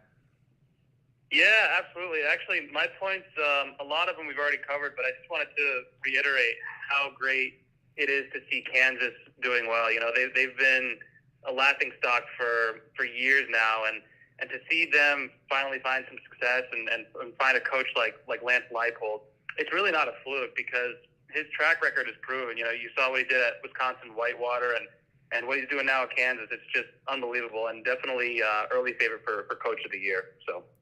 I think he has to be Coach of the Year. I mean, obviously Kansas, could fall off at any time. They could lose to TCU and fail to make a bowl for all we know. The schedule's getting tougher, but I don't think that's going to happen. I think as long as he gets the Jayhawks to a bowl game, he's got to be Coach of the Year. I mean, first national ranking since 2009. You're hosting College Game Day. You're giving these fans a reason to be excited again. And to do it all in year 2, I think that's what's been more surprising to me. This hasn't been just a gradual thing. This has been pretty immediate. And I think that kind of shows really what Leipold's capable of. He's succeeded everywhere he's been. And so to come into one of the biggest rebuilding projects in the country and have them as a top 20 team in year 2, that's insane. Yeah, absolutely. And it's great that they get to host College Game Day for the first time. It'll be interesting to see the turnout. But I did want to ask, I don't know if we've talked about it yet. Have we talked about Georgia at all and the escape that they had at Missouri? Because that was surprising for me. I did not see that coming at all. Yeah, we actually haven't talked too much about that on this stream tonight. We talked about it a little bit briefly, but we can touch on it now. As Kirby said, at the end of the game, he was like, no wins are easy in the SEC. And to an extent, he's right. Any given Saturday, you can never take an opponent for granted, regardless of the conference level or anything like that. But I mean, come on, you're the number one team in the country, and you were a 28-point favorite against a Missouri team that just hadn't looked good all year. And also was out without one of their top. I don't think Luther Burden played in that game. So to not take the lead until 4 minutes left in the game just kind of blew my mind. And also, what I think is more concerning as a Georgia fan should be the fact that they didn't play well the week before against Kent State in Athens. They won that game by 17 points. They allowed 22 points, which was very uncharacteristic for them. Was more than they allowed in like the previous 3 games combined. And so for them to allow 22 to Kent State, only win by 17, and then many people thought, oh, they're going to turn around and blow out Missouri to kind of make a statement, and they didn't. To me, I'm not questioning the mentality of Georgia, but I am questioning, can Georgia really repeat this year? Would they be able to hang with Alabama? Would they be able to hang with Ohio State? Michigan, again, they played each other in the playoff last year. Could they do it? And right now, I would actually probably say no. Yeah. Yeah, no, it's definitely, it'll be interesting to see how the SEC plays out. But I do have a scenario for you. So Okay. Let's say Georgia and Alabama are both undefeated when they play each other in the conference championship, and one of them loses. And then you have USC. Let's say they finish 12-1 and win the conference championship. Same thing with Ohio State or Michigan, and then maybe a third team in there. Let's say Clemson. Would Georgia or Alabama, the loser of that SEC championship game, would they go over those conference championships, do you think? Yeah, that's a fantastic question. And yeah, it's tough. Honestly, well, let's break it down like this. Let's do process of elimination here. So that scenario you just did, let's say Alabama wins that SEC championship. So Bama, of course, is in. They're in the playoff. Let's say Clemson is an undefeated. I mean, in your scenario, is Clemson unbeaten or one loss? Unbeaten. We'll say unbeaten. All right, so if they're an unbeaten ACC champ, Clemson's in. So Alabama's in, Clemson's in, and then you were left with a one-loss USC Pac-12 champion, a one-loss Georgia who did not win the SEC, but it was a runner-up, and then a one-loss Michigan or Ohio State, right? That's the Big Ten champ. Correct. Yes. All right. Yeah, I think your Big Ten champ gets in. So let's say for this matter it's Ohio State. So Alabama's in, Ohio State's in, and Clemson's in. So now it comes down to a one-loss USC Pac-12 champion at 12-1, or a one-loss Georgia team who lost the SEC also at 12-1. And I want to be honest with you, Hunter. Based on what I've seen from the playoff, and it might depend partially on who USC loses to as well. Are they losing to an unranked Notre Dame team in the finale, or are they losing to Utah next week? I mean, it kind of varies on that. But bottom line is, I think the committee puts in Georgia. I really do, and I think I would probably disagree with that, assuming USC's loss was to a quality opponent like a Utah or a Oregon or something like that. But I know they don't play this year in the regular season, but I think that the Pac-12, I think a conference, the committee says they weigh conference championships so heavily and that they're so important. And I think they would really be contradicting themselves if they prevented that USC team, who has been ranked so high all year long, prevented them from getting in with that title to their name, and Georgia didn't even have one. Yeah. Yeah, no, I think I can't disagree with that, just because the SEC is such a great conference, and the Pac-12 hasn't had a playoff team in, gosh, how many years now? Since Washington, maybe 2016. I think that's the last time they've had a team in the playoffs. So yeah. Oregon had a chance, but I think that was the last time the Pac-12 was in. So, and finally, so Virginia Tech, over or under 4 wins? What do you think? Over or under? Let me. I hate to say it that way, but it's just the way they look Saturday. It's like, oh man, it's going to be rough. Because I know we talked about it last week, how Georgia Tech should be a win. Hopefully, after that, I don't know. It's going to be tough. Hokie for life and I were talking, and it's tough sledding this year. Yeah, no, and I wanted to pull up the schedule so I could take a look at it. The road for those of you that are watching that, and I wish we could pull it up for you right now, but Virginia Tech still has to play Pittsburgh, Miami, NC State, Georgia Tech, Duke, Liberty, and Virginia. And 4 of those games against Duke, Liberty, NC State, and Pitt are all on the road. Man, Hunter, if I had to, if they're not going to hit right at 4, which I could actually see them beating Georgia Tech and Virginia to get you there, I might have to say the under. Oh man! And I don't want to. I disagree with you. Just the way their offense has looked. Their offense is so anemic. I mean, they're on par with Iowa's offense. It's not good. You said it. North Carolina's defense is not good. They gave up 61 points to Appalachian State, and like 30 of those points were in the fourth quarter. I mean, 10 points against North Carolina. Are you kidding me? Come on now. Yeah, and that's my thing too. Is lose the game in North Carolina. Okay, fine, but North Carolina, we've seen how bad their defense has been all year long, and the fact that you can only muster 10 points against that bad of a defense, that's mildly concerning. 10 points against UNC, and then 10 points the week before against West Virginia. Mm-hmm. So I mean that's frustrating too. I mean they just really haven't been able to. I mean I'm looking at the schedule here. They've only hit the highest point total is 27 against Boston College and Wofford. That's it. Yeah. So yeah. I mean the thing is like they haven't had consistency or continuity at quarterback. Like they had Tyrod Taylor for a few years, but after that it seems like they've had a new quarterback every single year. So I think they need to find a guy and hopefully like keep him around and stick with him for a couple of years. Give him an opportunity to develop. I mean, we'll see. We have to get someone from the transfer portal. I don't know if Grant Wells is the long term option. I don't know. Maybe not. But we need to find that guy that's going to bring Virginia Tech back to prominence. Yeah, and I think that comes. We were kind of talking about the coaches and how they.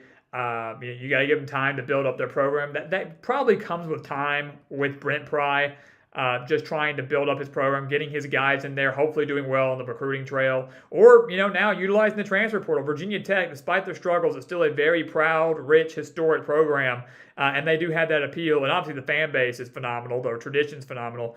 That's a good selling point in what's basically a free agent market, trying to get these guys in the transfer portal to come play in Blacksburg. So.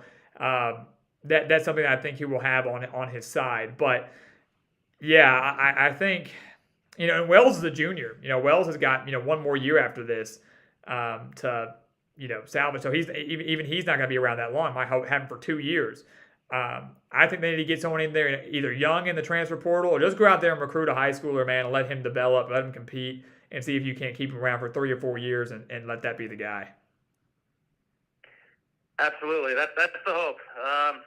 Well, here's to better times ahead for the Hokies. But great chatting with you as always, GE. Have a good night, and looking forward to another great college football weekend. Hey, absolutely, Hunter. Thanks for calling in, man. Glad we could get you on. Yeah, my pleasure. Thank you. Take care. You too. All right, and let me go ahead and let me fix that pin. Boom. All right, because that will be our last call of the night like we promised. But, Hunter, thank you for calling in, man. Always love getting you on the phone. Got both Hunters on the line tonight. Got Hunter out, big Clemson fan. Both ACC fans. How about that? Hunter 5657, big Clemson fan. Hunter Shin, big-time Virginia Tech fan. And as he said, just here's to better times ahead for Virginia Tech. I really, and I'm not just saying this, I'm really not. I think there are certain programs in college football that when they are succeeding, it just makes college football more fun. And maybe that's just a nostalgia thing. Maybe that's because you look at it and you go, oh, I remember, Virginia. I remember when Virginia Tech was a power. Oh, I remember when Nebraska was a power, or Miami was. People that have watched football for so long, they can remember that. I can't even always remember that. I wasn't really around when Miami was such a big power back in the, 80s, 90s, times like that. But I think, for a lot of us college football fans, we are looking for parity. We love the excitement, and we love the unpredictability, and we love these underdog stories. Like Hunter said when he first called, he goes, "How about Kansas? Let's give some credit to Kansas and what a phenomenal job they've done with Lance Leipold, and he's so happy for their fan base. I mean, and who isn't? I mean, unless you're as Matthew says he's a big Kansas State fan, but even he's excited for that matchup and kind of excited to see Kansas doing well because, I mean, come on, they haven't been good in like over a decade. I mean, 13 years was the last time they were ranked. 2007 was really the last good year for them, and this program has suffered enough. So I mean, last year, God, who was last year's Cinderella story? I can't even remember. There was somebody. Who was the group of five? I mean, Cincinnati, if you want to call them that, made the college football playoff. They were a really cool story, kind of an underdog story. A couple of years ago with Coastal Carolina. This year could be Kansas. James Madison, I'm loving James Madison's story. I mean, first year in the FBS, they're undefeated. And they're actually going to be taking on my alma mater this Saturday. They're playing Arkansas State in Jonesboro. Unfortunately, that was the one game. I'll be honest with you. I didn't go to too many Arkansas State games when I was in school there. I just didn't. As being the gridiron expert, running this channel and doing that, I really wanted to focus on, because that was the problem. It's like, oh, Arkansas State's playing at 2:30. Oh, really? Well, Alabama was playing number 5, A&M at 2:30, or number 5 LSU at 2:30. Which game would I rather be watching? Most of the time I'd much rather be watching the bigger game on TV. But I went to a few, and I was actually kind of disappointed that I'm not going to be able to watch and play James Madison. I love the Dukes. I love what they did in the FCS. I love that they're doing so well now. Haven't lost at the FBS level yet. Came back down 28-3 against App State to keep that perfect record intact. So it's going to be pretty cool for ASU to get to host them on Saturday. So I actually might, for once, keep an eye on that one. That game's on NFL Network, believe it or not. Not ESPN 3 or ESPN Plus, but NFL Network. Okay. But yeah. I mean, every year we have those Cinderella stories, these teams that kind of come out of the blue, and it's cool. It's awesome. I love it. That's kind of the parody that we want and what makes college football fun. Yes, you have your perennial contenders. Yes, it's Alabama, Georgia, Ohio State, Clemson, guys like that are traditionally pretty dang good. Every now and then there's a surprise team. This year for us it's Kansas. So that game on Saturday morning. Also, one last thing before I go back to the comments here, who else is slightly upset? I mean, maybe you're not. I mean, we're all going to be up anyways, I imagine. But slightly upset. The big marquee matchups are early, right? Like we have 3 ranked versus ranked matchups this weekend, right? LSU takes on Tennessee in Death Valley. TCU plays Kansas. Obviously, that's the big one. And then Utah and UCLA. Those are our big games. And TCU, Kansas, LSU, Tennessee are both at 11 a.m. Central Time. What is that about? What is that about? A top 20 matchup and a top 25 matchup, both at 11? I mean, come on now. And Utah, UCLA, they're the other one, and they're at 2:30. So we have some primetime games, sure. Alabama, Texas A&M. That's not even a ranked versus ranked matchup, and that game will be over by halftime. So, get your fill. The big games are actually, for the most part, in the early morning, mid-afternoon. We don't have too many marquee night games this Saturday. Texas, Oklahoma, it was one of our top games on the whiteboard today. That one's also at 11. If you're an Arkansas fan, they play Mississippi State at 11. So a lot of big early games on Saturday. So if you sleep in and miss the first quarter of some games on Saturdays, make sure you don't do that this weekend because we got some big games coming your way. Definitely do not want to miss out on that. Let's see here. I want to catch up on a couple of these chats as we slowly kind of close off tonight. But again, we're going to be back tomorrow. Don't forget that. Tomorrow night, 7 p.m. Central Time, we'll be right back here with Wacky Upset Wednesday. Let's hit the siren. Call it. Upset alert. Not tonight, but tomorrow. Wacky Upset Wednesday. We'll be there with that. And remember, tomorrow, on top of that, we will be breaking down the biggest surprises and disappointments. One each. One big surprise, one disappointment from each Power 5 conference.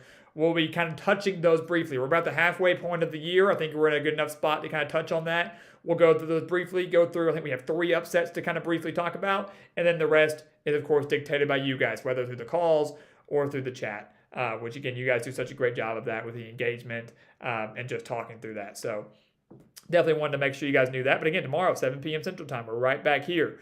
CCD, good to see you. Go Terps.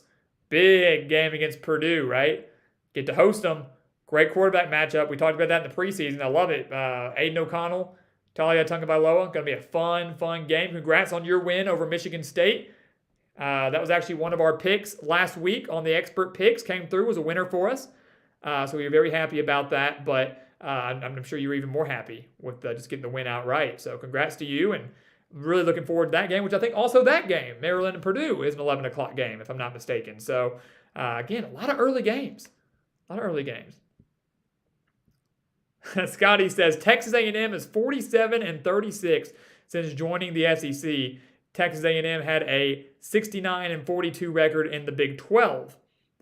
And Max, I love this comment. I love we're throwing a little shade here. I love it. He goes, "Is it Texas A&M or Texas 8-4?" Boom. I love it.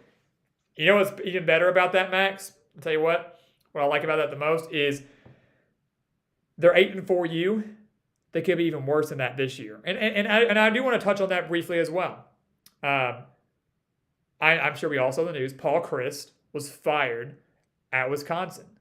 Was fired during his time at Wisconsin, which was a surprise to some, right? Was a surprise to some. I mean, he has not produced the results Wisconsin wants, but I think he won at least 9 games in every year he was there, with the exception of the COVID year, which there was no way to win 9 games, period. I think they went 4-3 that year. But they fired him. The offense was struggling too much. To lose at home that bad to Illinois was just not a good look. And they got rid of him. But let's look at Jimbo Fisher for a little bit. I mean, you can't tell me Texas A&M is happy with their results. I mean, come on. I mean, as my boy Max said, Texas 8-4. Boom. I mean, they are. I mean, this year they're 3-2, right? Lost to App State. Should have lost to Arkansas. They didn't. But 3-2. Got killed by Mississippi State. I think we all feel pretty confident they're going to lose to Alabama. Again, you have to play the game. You never know, but it's a night game in Tuscaloosa. Nick Saban's angry, obviously, just because of everything that happened here in this offseason. Even if Bryce Young doesn't play, I still feel, and he probably will, but I feel very confident in Jalen Milroe. Trust me, I watched him last week. He looked just fine. So then, boom, you're 3-3. And they still haven't played. They have a road game, I think, at South Carolina. They still haven't played Ole Miss. They still haven't played LSU. They still haven't played Auburn. A lot of wacky things happen when they play Auburn. I mean, Texas A&M is in for a rough. Florida, they haven't played Florida, you never know what can happen there. I mean, it's a tough road ahead where if you lose to Bama and you're 3-3, you just need one more loss to stick with that 8-4 stereotype joke that we go along with, but easily could lose 2 or 3 more. And so an A&M team that starts in the top 10 would once again finish unranked at 6-6 to 8-4 would be the best mark for them. And eventually you have to ask yourself as the Aggies, when do you draw the line? Where do you draw the line? You beat Alabama last year, which was awesome, but the game didn't mean anything because you'd lost to Arkansas and Mississippi State the 2 weeks prior. So even then you weren't going to own the tiebreaker over Alabama. Didn't matter. Lost to LSU in the finale. Also lost to Ole Miss, 8-4. Boom. Like, I just don't know. You pay a coach so much money, and he's been there 2018, 2019, 20, 21. This is his 5th year. This is Jimbo's 5th year. And we talked earlier about coaches and how much time do they deserve. And typically with a program like A&M, who really wasn't struggling under Kevin Sumlin, Jimbo Fisher comes in. They weren't saying, hey, here's 3 years. We know this is a big rebuilding project. Take your time. They're like, no, we want you to start winning now. And he hasn't. This was not a rebuilding project. This was come in and let's start winning. Yeah, we don't expect you to go win a natty in year 1, but we expect you to start competing for one in year 2. And he hasn't. And so when do you draw the line? Your best you've had was like a 9-1 season during COVID. Does that even count?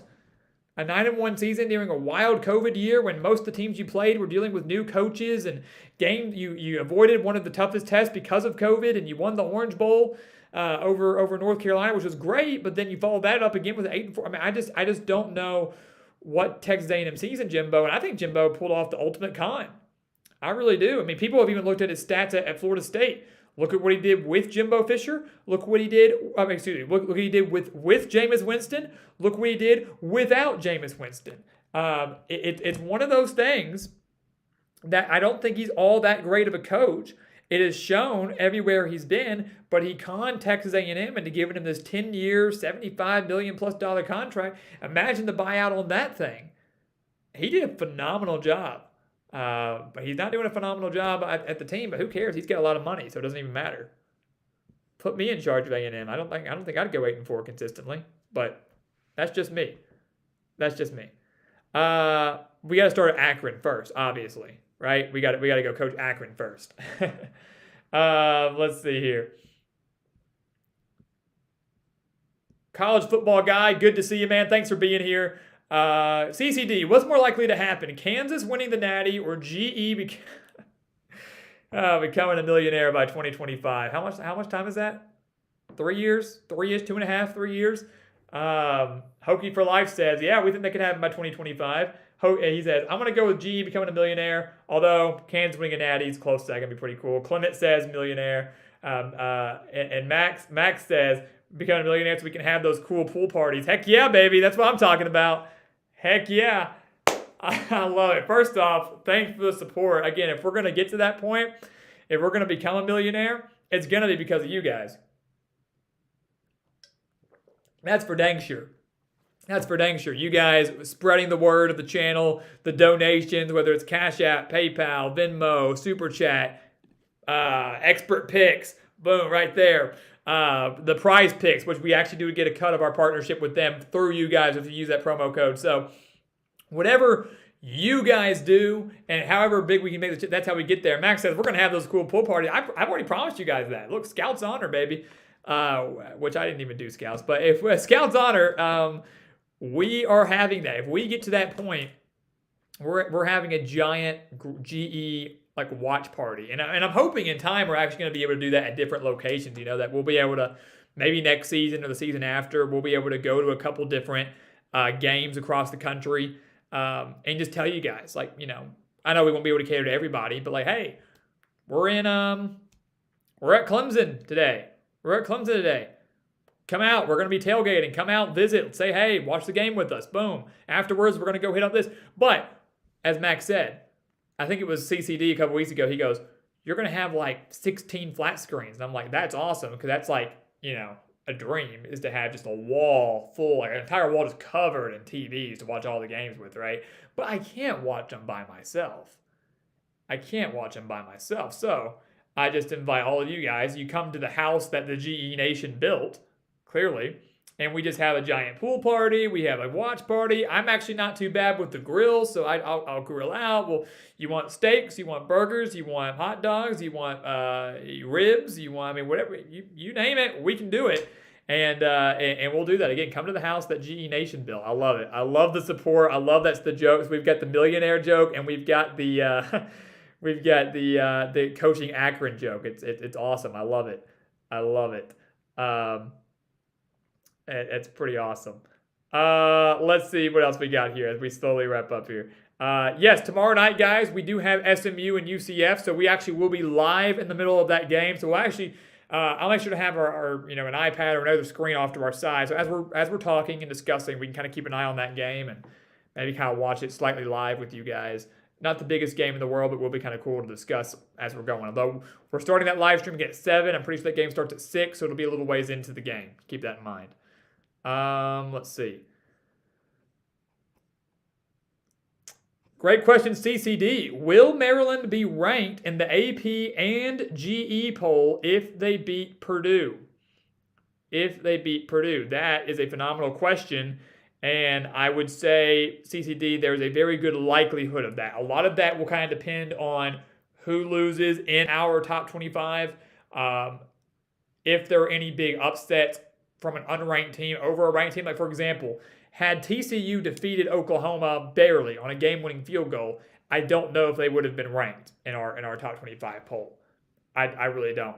But to win that game by 31 points and putting up over almost 700 yards of offense, it rose up there, which again is a testament to margin of victory. Your performance matters. Winning the game is the most important thing, but how you win matters. And I don't think a lot of polls take that into account, but we take that into account with ours. You know, kind of like we were talking about with South Text earlier. He was talking about how UCLA dominated that game against Washington, was up 40-16 in that game. The final score was 40-32. And so if you're just scrolling through your phone or the paper or whatever you're looking at the next day, and you see, oh man, UCLA won 40-32. That was a close game. Well, the score would say that, but if you watched it, you'd realize that UCLA dominated that game. Washington tried to make a late rally. They were down 24 in the fourth quarter and fell short. So you have to look at the big picture, the whole thing. So great question. I would say there's a good likelihood. Depends on what happens ahead of people in the poll, and obviously a margin of victory for Maryland for sure. Great question though. Also another question here. He says you have the opportunity to go see Notre Dame and Syracuse during the bye week for Maryland. Should you go? Never been to Syracuse. Would be cool to see the stadium. Dude, absolutely. CCD, I will tell you, absolutely. Take advantage of that opportunity. If you have the opportunity to go, go. Will that be the biggest marquee matchup of the week? Probably not.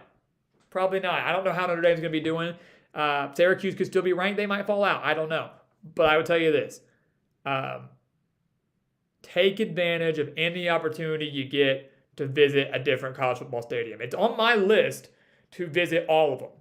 All of the D1 programs, FBS programs, right? And I've been to a couple FCS schools. We were at Sam Houston last summer, the reigning national champions at the time. That was really cool to get to see them, to see their program there. And we've actually got a good friend there, our good guy Noah Caldwell, who was the long snapper, believe it or not, the long snapper for the Bearcats on that national championship winning team. He's a good friend of ours, and so it was really cool getting to go down there. Been to Central Arkansas, clearly. I'm right here. And been to a couple others. But take advantage to go to as many stadiums as you can, especially if you get to see a game there live. It's one thing to be there when it's empty. Still really cool. It's a lot of ours. We've been down the field to bring you those predictions, and it's awesome. And I love it. But to see the game, take in that atmosphere, it is a completely different experience. So, yes, you should go. You absolutely should go. Cross that off your list of stadiums to visit. Well, sure. And it's the Carrier Dome. It's the Carrier Dome. That's a really cool place. I mean, kind of known for basketball, sure, but they got some good football games in there. You're going to be inside, so you're going to be warm or cool, depending on what the weather's like. Probably warm. It's up in New York.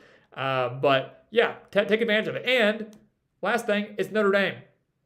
That's a very historic program. I mean, they might not be that great this year, but you're going to get to see the Fighting Irish in person. And not many people can say they've done that either. So if you get the chance to go, definitely go. And I say that to anybody. It's college football. Take advantage of the opportunity to go watch football, regardless of who it is, regardless of where it is. If the opportunity is presented to you, or you just had that itch saying, hey, my team's on a bye week, I got a chance to go. It doesn't matter who the matchup is. It doesn't matter where they're playing. If you can afford it, or if you begin an opportunity, or whatever it is, do it. Do it. Because sometimes those are once-in-a-lifetime opportunities, and sometimes those are, those are bucket list things. And things you don't want to regret later on. Kind of got deep, but that'd be pretty dang awesome. Jake Turner, good to see you, man. I appreciate you and your support. CCD also says when you have so many TVs, you can watch Akron and Kent State on one of them. That's the goal. Heck yeah, baby. Look, that's the thing, right? Is Akron, Kent State, Akron. Here's the thing: if we don't become a millionaire through Gridiron, and we hope we do, but if we don't, we'll just become a millionaire when we're head coach of Akron. We'll go out there, we'll win a MAC championship. We'll win a MAC championship. We'll move on from that, get our check. Go buy the mansion, 16. I can watch the team that I built in Akron play Kent State while I kick back and grill out for the GE Nation. I think that's the life right there. There you go. That'd be pretty dang perfect. Hokey for Life says if I coached a college football team, they'd go 12-0. Pretty awesome. I think so. Dave says that it would be like the Heisman House. The house that the GE Nation built will be like the Heisman House. That'd be pretty cool. I'm sure we could get people in there to do some commercials for us too. Glad we could convince you, CCD, into going. And let's see what else here. He'll be going to 2 games now: Notre Dame and Syracuse, and Maryland, Penn State, seeing both stadiums for the first time. I will tell you this. And actually we can discuss this more tomorrow too. But I've got a list clearly of all these stadiums I am just dying to go to, not just to visit. We've been to so many, but dying to go to as well. And hopefully we can show you that list tomorrow if I can pull it up. Hunter Shin, good night, man. Thank you so much for popping in. Anytime. Super thrilled to take your call, man. And thank you for all the support. Glad you could be here. But Penn State is up on my bucket list, man. And more specifically, the Penn State whiteout game. That atmosphere just looks incredible. I want to go to that one so bad. So, and I plan on getting there very, very soon. And when we're there, we're going to be letting you know. So anybody that's in the region, you're going to come out to Happy Valley with us, and we're going to party. We're going to have a good time. But Penn State is so high on my bucket list. The Big House is very high up on my bucket list to go to a game at Michigan. I have been to Neyland Stadium twice, believe it or not, during the off season, and have been on their field, played a little football at Neyland Stadium. It was a really, really cool time. Have been to Blacksburg, have been to Virginia Tech, and been on their field, but have never been to a game at either of those. I've never experienced, Enter Sandman for Virginia Tech. I've never been to Neyland with the checkers. I mean, I've seen the end zone checkers when I was there. It was cool catching a touchdown in that end zone, but not they were there for a game. So Neyland is very high on my list. Blacksburg, very high. Michigan, Penn State, Notre Dame. I don't know if it's exactly my top 5. I really need to go look at my list again, but those are definitely all my top 10 home stadiums to experience. I think it'd be incredible. I've been to a lot of SEC programs for their games, actually in person. I've clearly been to Arkansas. I've been to Ole Miss. I've been to Mississippi State. I've been to LSU.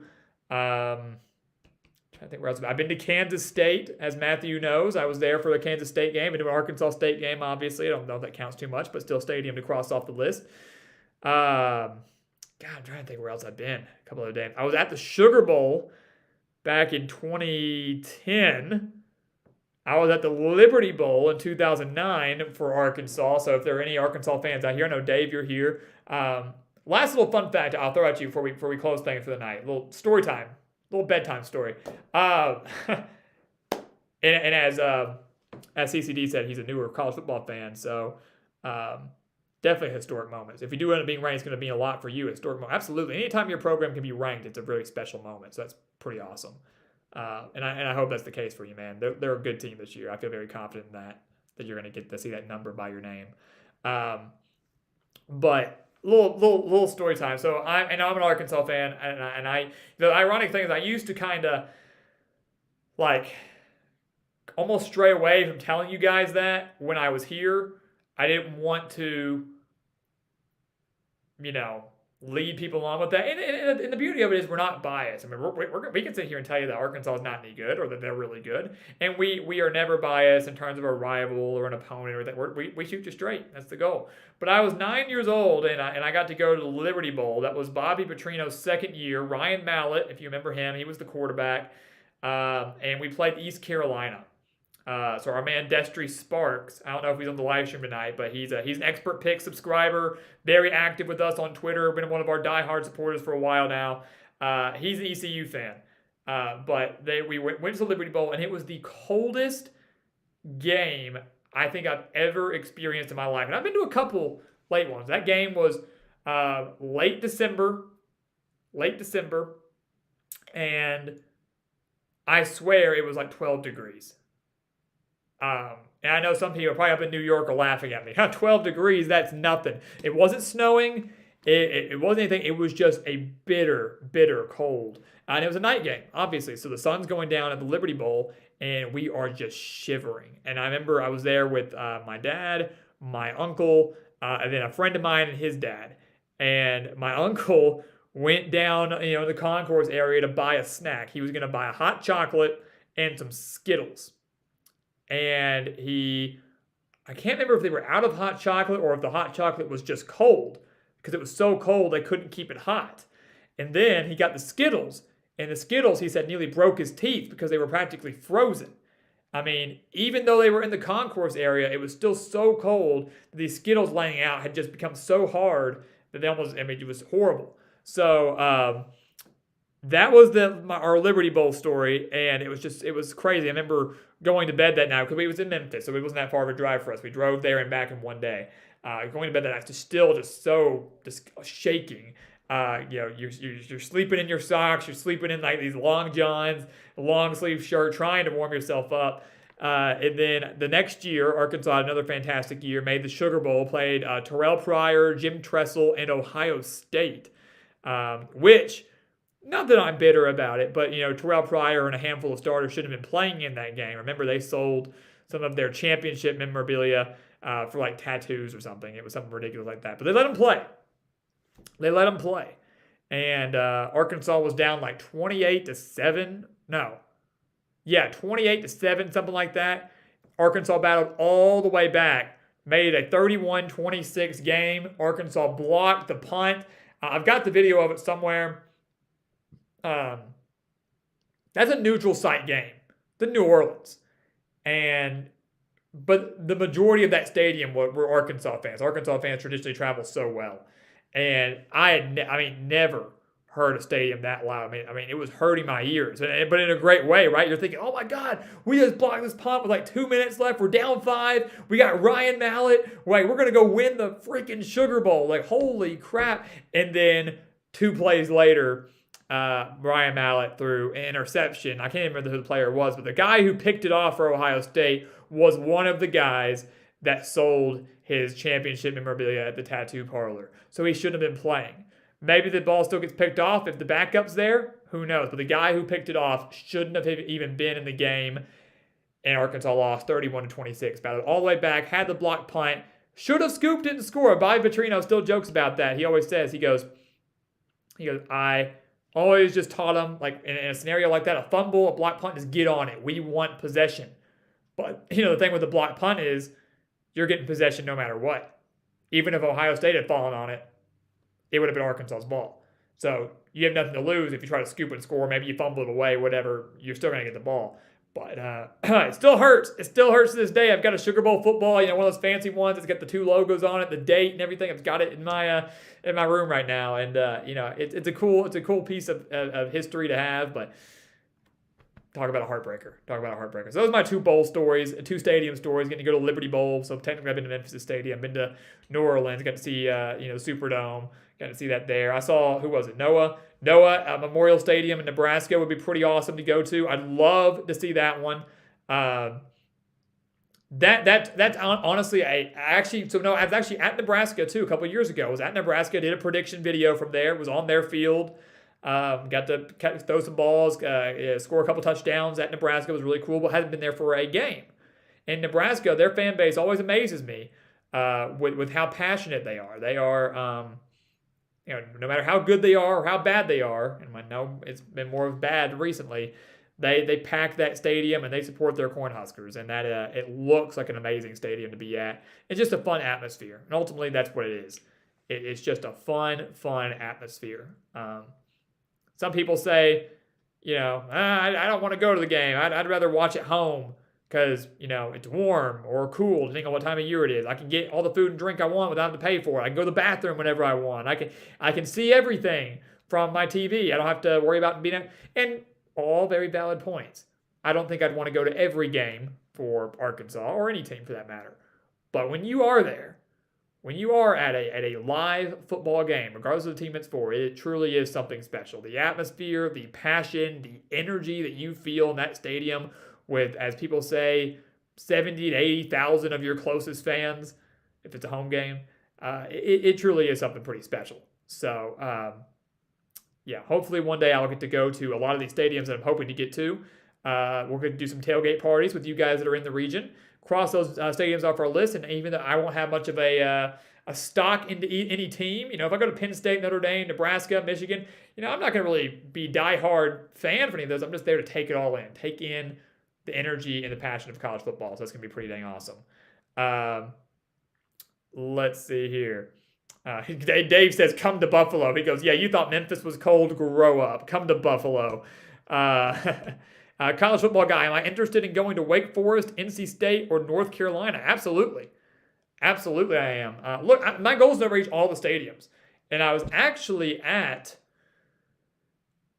been to NC State and North Carolina Stadium. I haven't been there for a game, but I've been there on their campus. I went into both NC State and UNC's basketball arena. Got to play a little bit on North Carolina's court, Didn't get to do it at NC State. Was in there. Have not been to Wake Forest though. I've not been to their campus at all. So yeah, I'd love to get out there, out to the North Carolina region, get to catch a game at all those stadiums for sure. I'm interested in all the stadiums, baby. I want to go to those three. I want to go to the big ones. I want to go to the small ones. I want to go to the Conference USA ones. I want to go to New Mexico State. Noah, next year, man, I might be hitting you up. If you're still there, I'm going to be hitting you up. Hey, I'm coming. I'm coming to watch an Aggie game. There might not be anybody there, but I want to be there. The goal is to go to as many stadiums as possible over the course of really my lifetime. So that's going to be the goal. Max says, wow, what about that? Holy cow. You were there? Dude, no way. Best game that Max went to, the Alabama fan, national championship at Mercedes-Benz Stadium between Bama and Georgia, where Tua hit Devontae Smith, the second and 26 play. Unbelievable. That's so holy crap, man. I had no idea. Dude, that's so cool.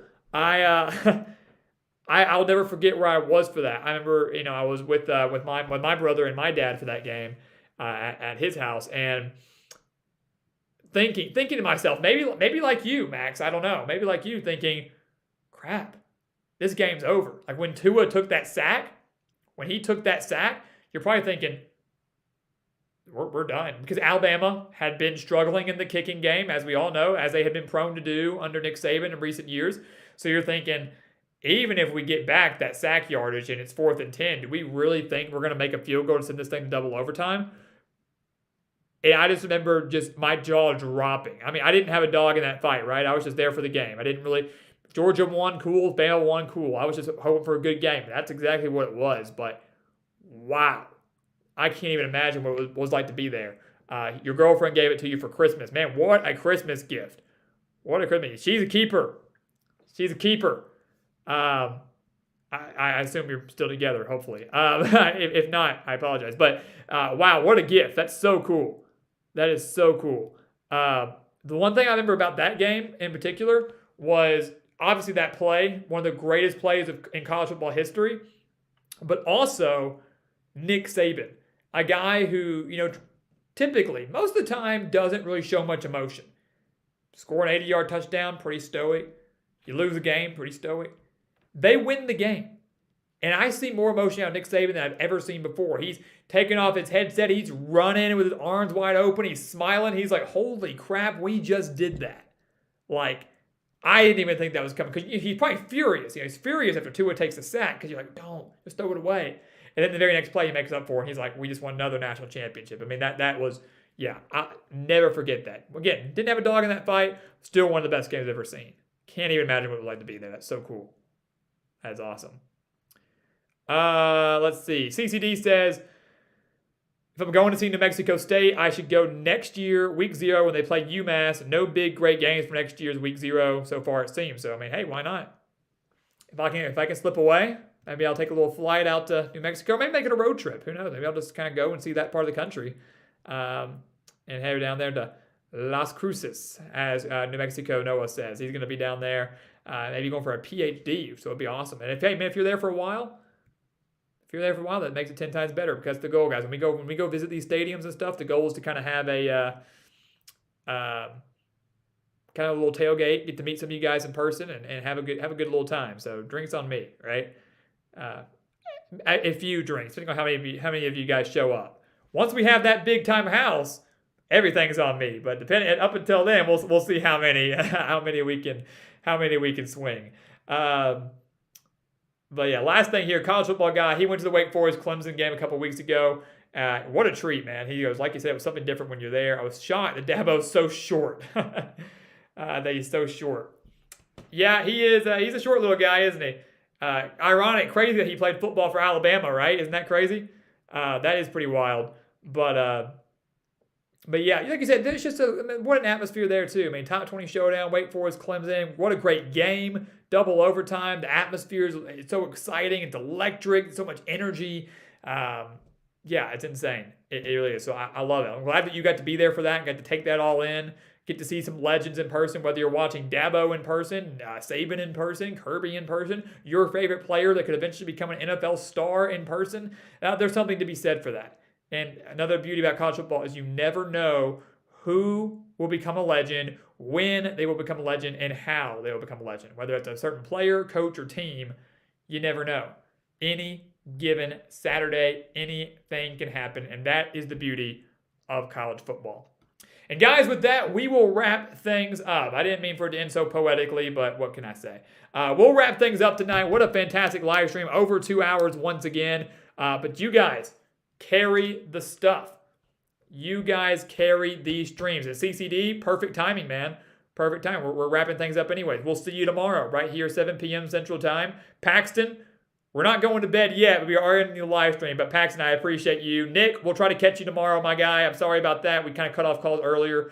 But yeah, we'll wrap it up real quick to give our shout outs. Max, appreciate you, man. Thank you so much for that super chat earlier tonight. I really, really appreciate that. Good luck with your meeting in the morning.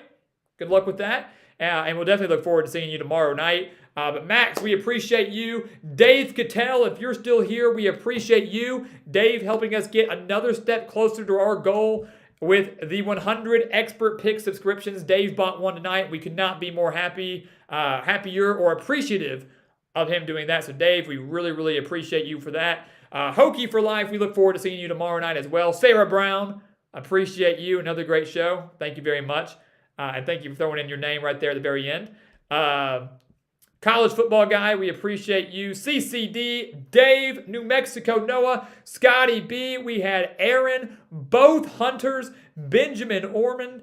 God, who else we got on here? We got our man Jake Turner, Stephen Cuffey, Stephen Culley, I believe, Matthew Hazelhorse, Solar Kennedy, and many, many others who I hope I did not forget. Dontron Peyton Tuller, Flobe, Clement, again, David Cattell, Anthony Graham, my guys out west and out east, USC, Pac-12 country, and Clemson. We appreciate every single one of you guys. Thank you all again for another phenomenal stream. Phenomenal stream. We look forward to seeing you guys again tomorrow night right here at 7 p.m. Central Time. Remember, before that, we will have our first Game of the Week video, our first one. It's going to be Tennessee and LSU. We will have that prediction video out for you tomorrow at 1 p.m. Central Time, and we'll be right back here with Wacky Upset Wednesday, only at the Gridiron Expert, 7 p.m. Central Time. Looking forward to talking with you guys and getting ready for another big weekend of college football. So thank you all so much again. Have a great rest of your night, and we'll see you tomorrow right back here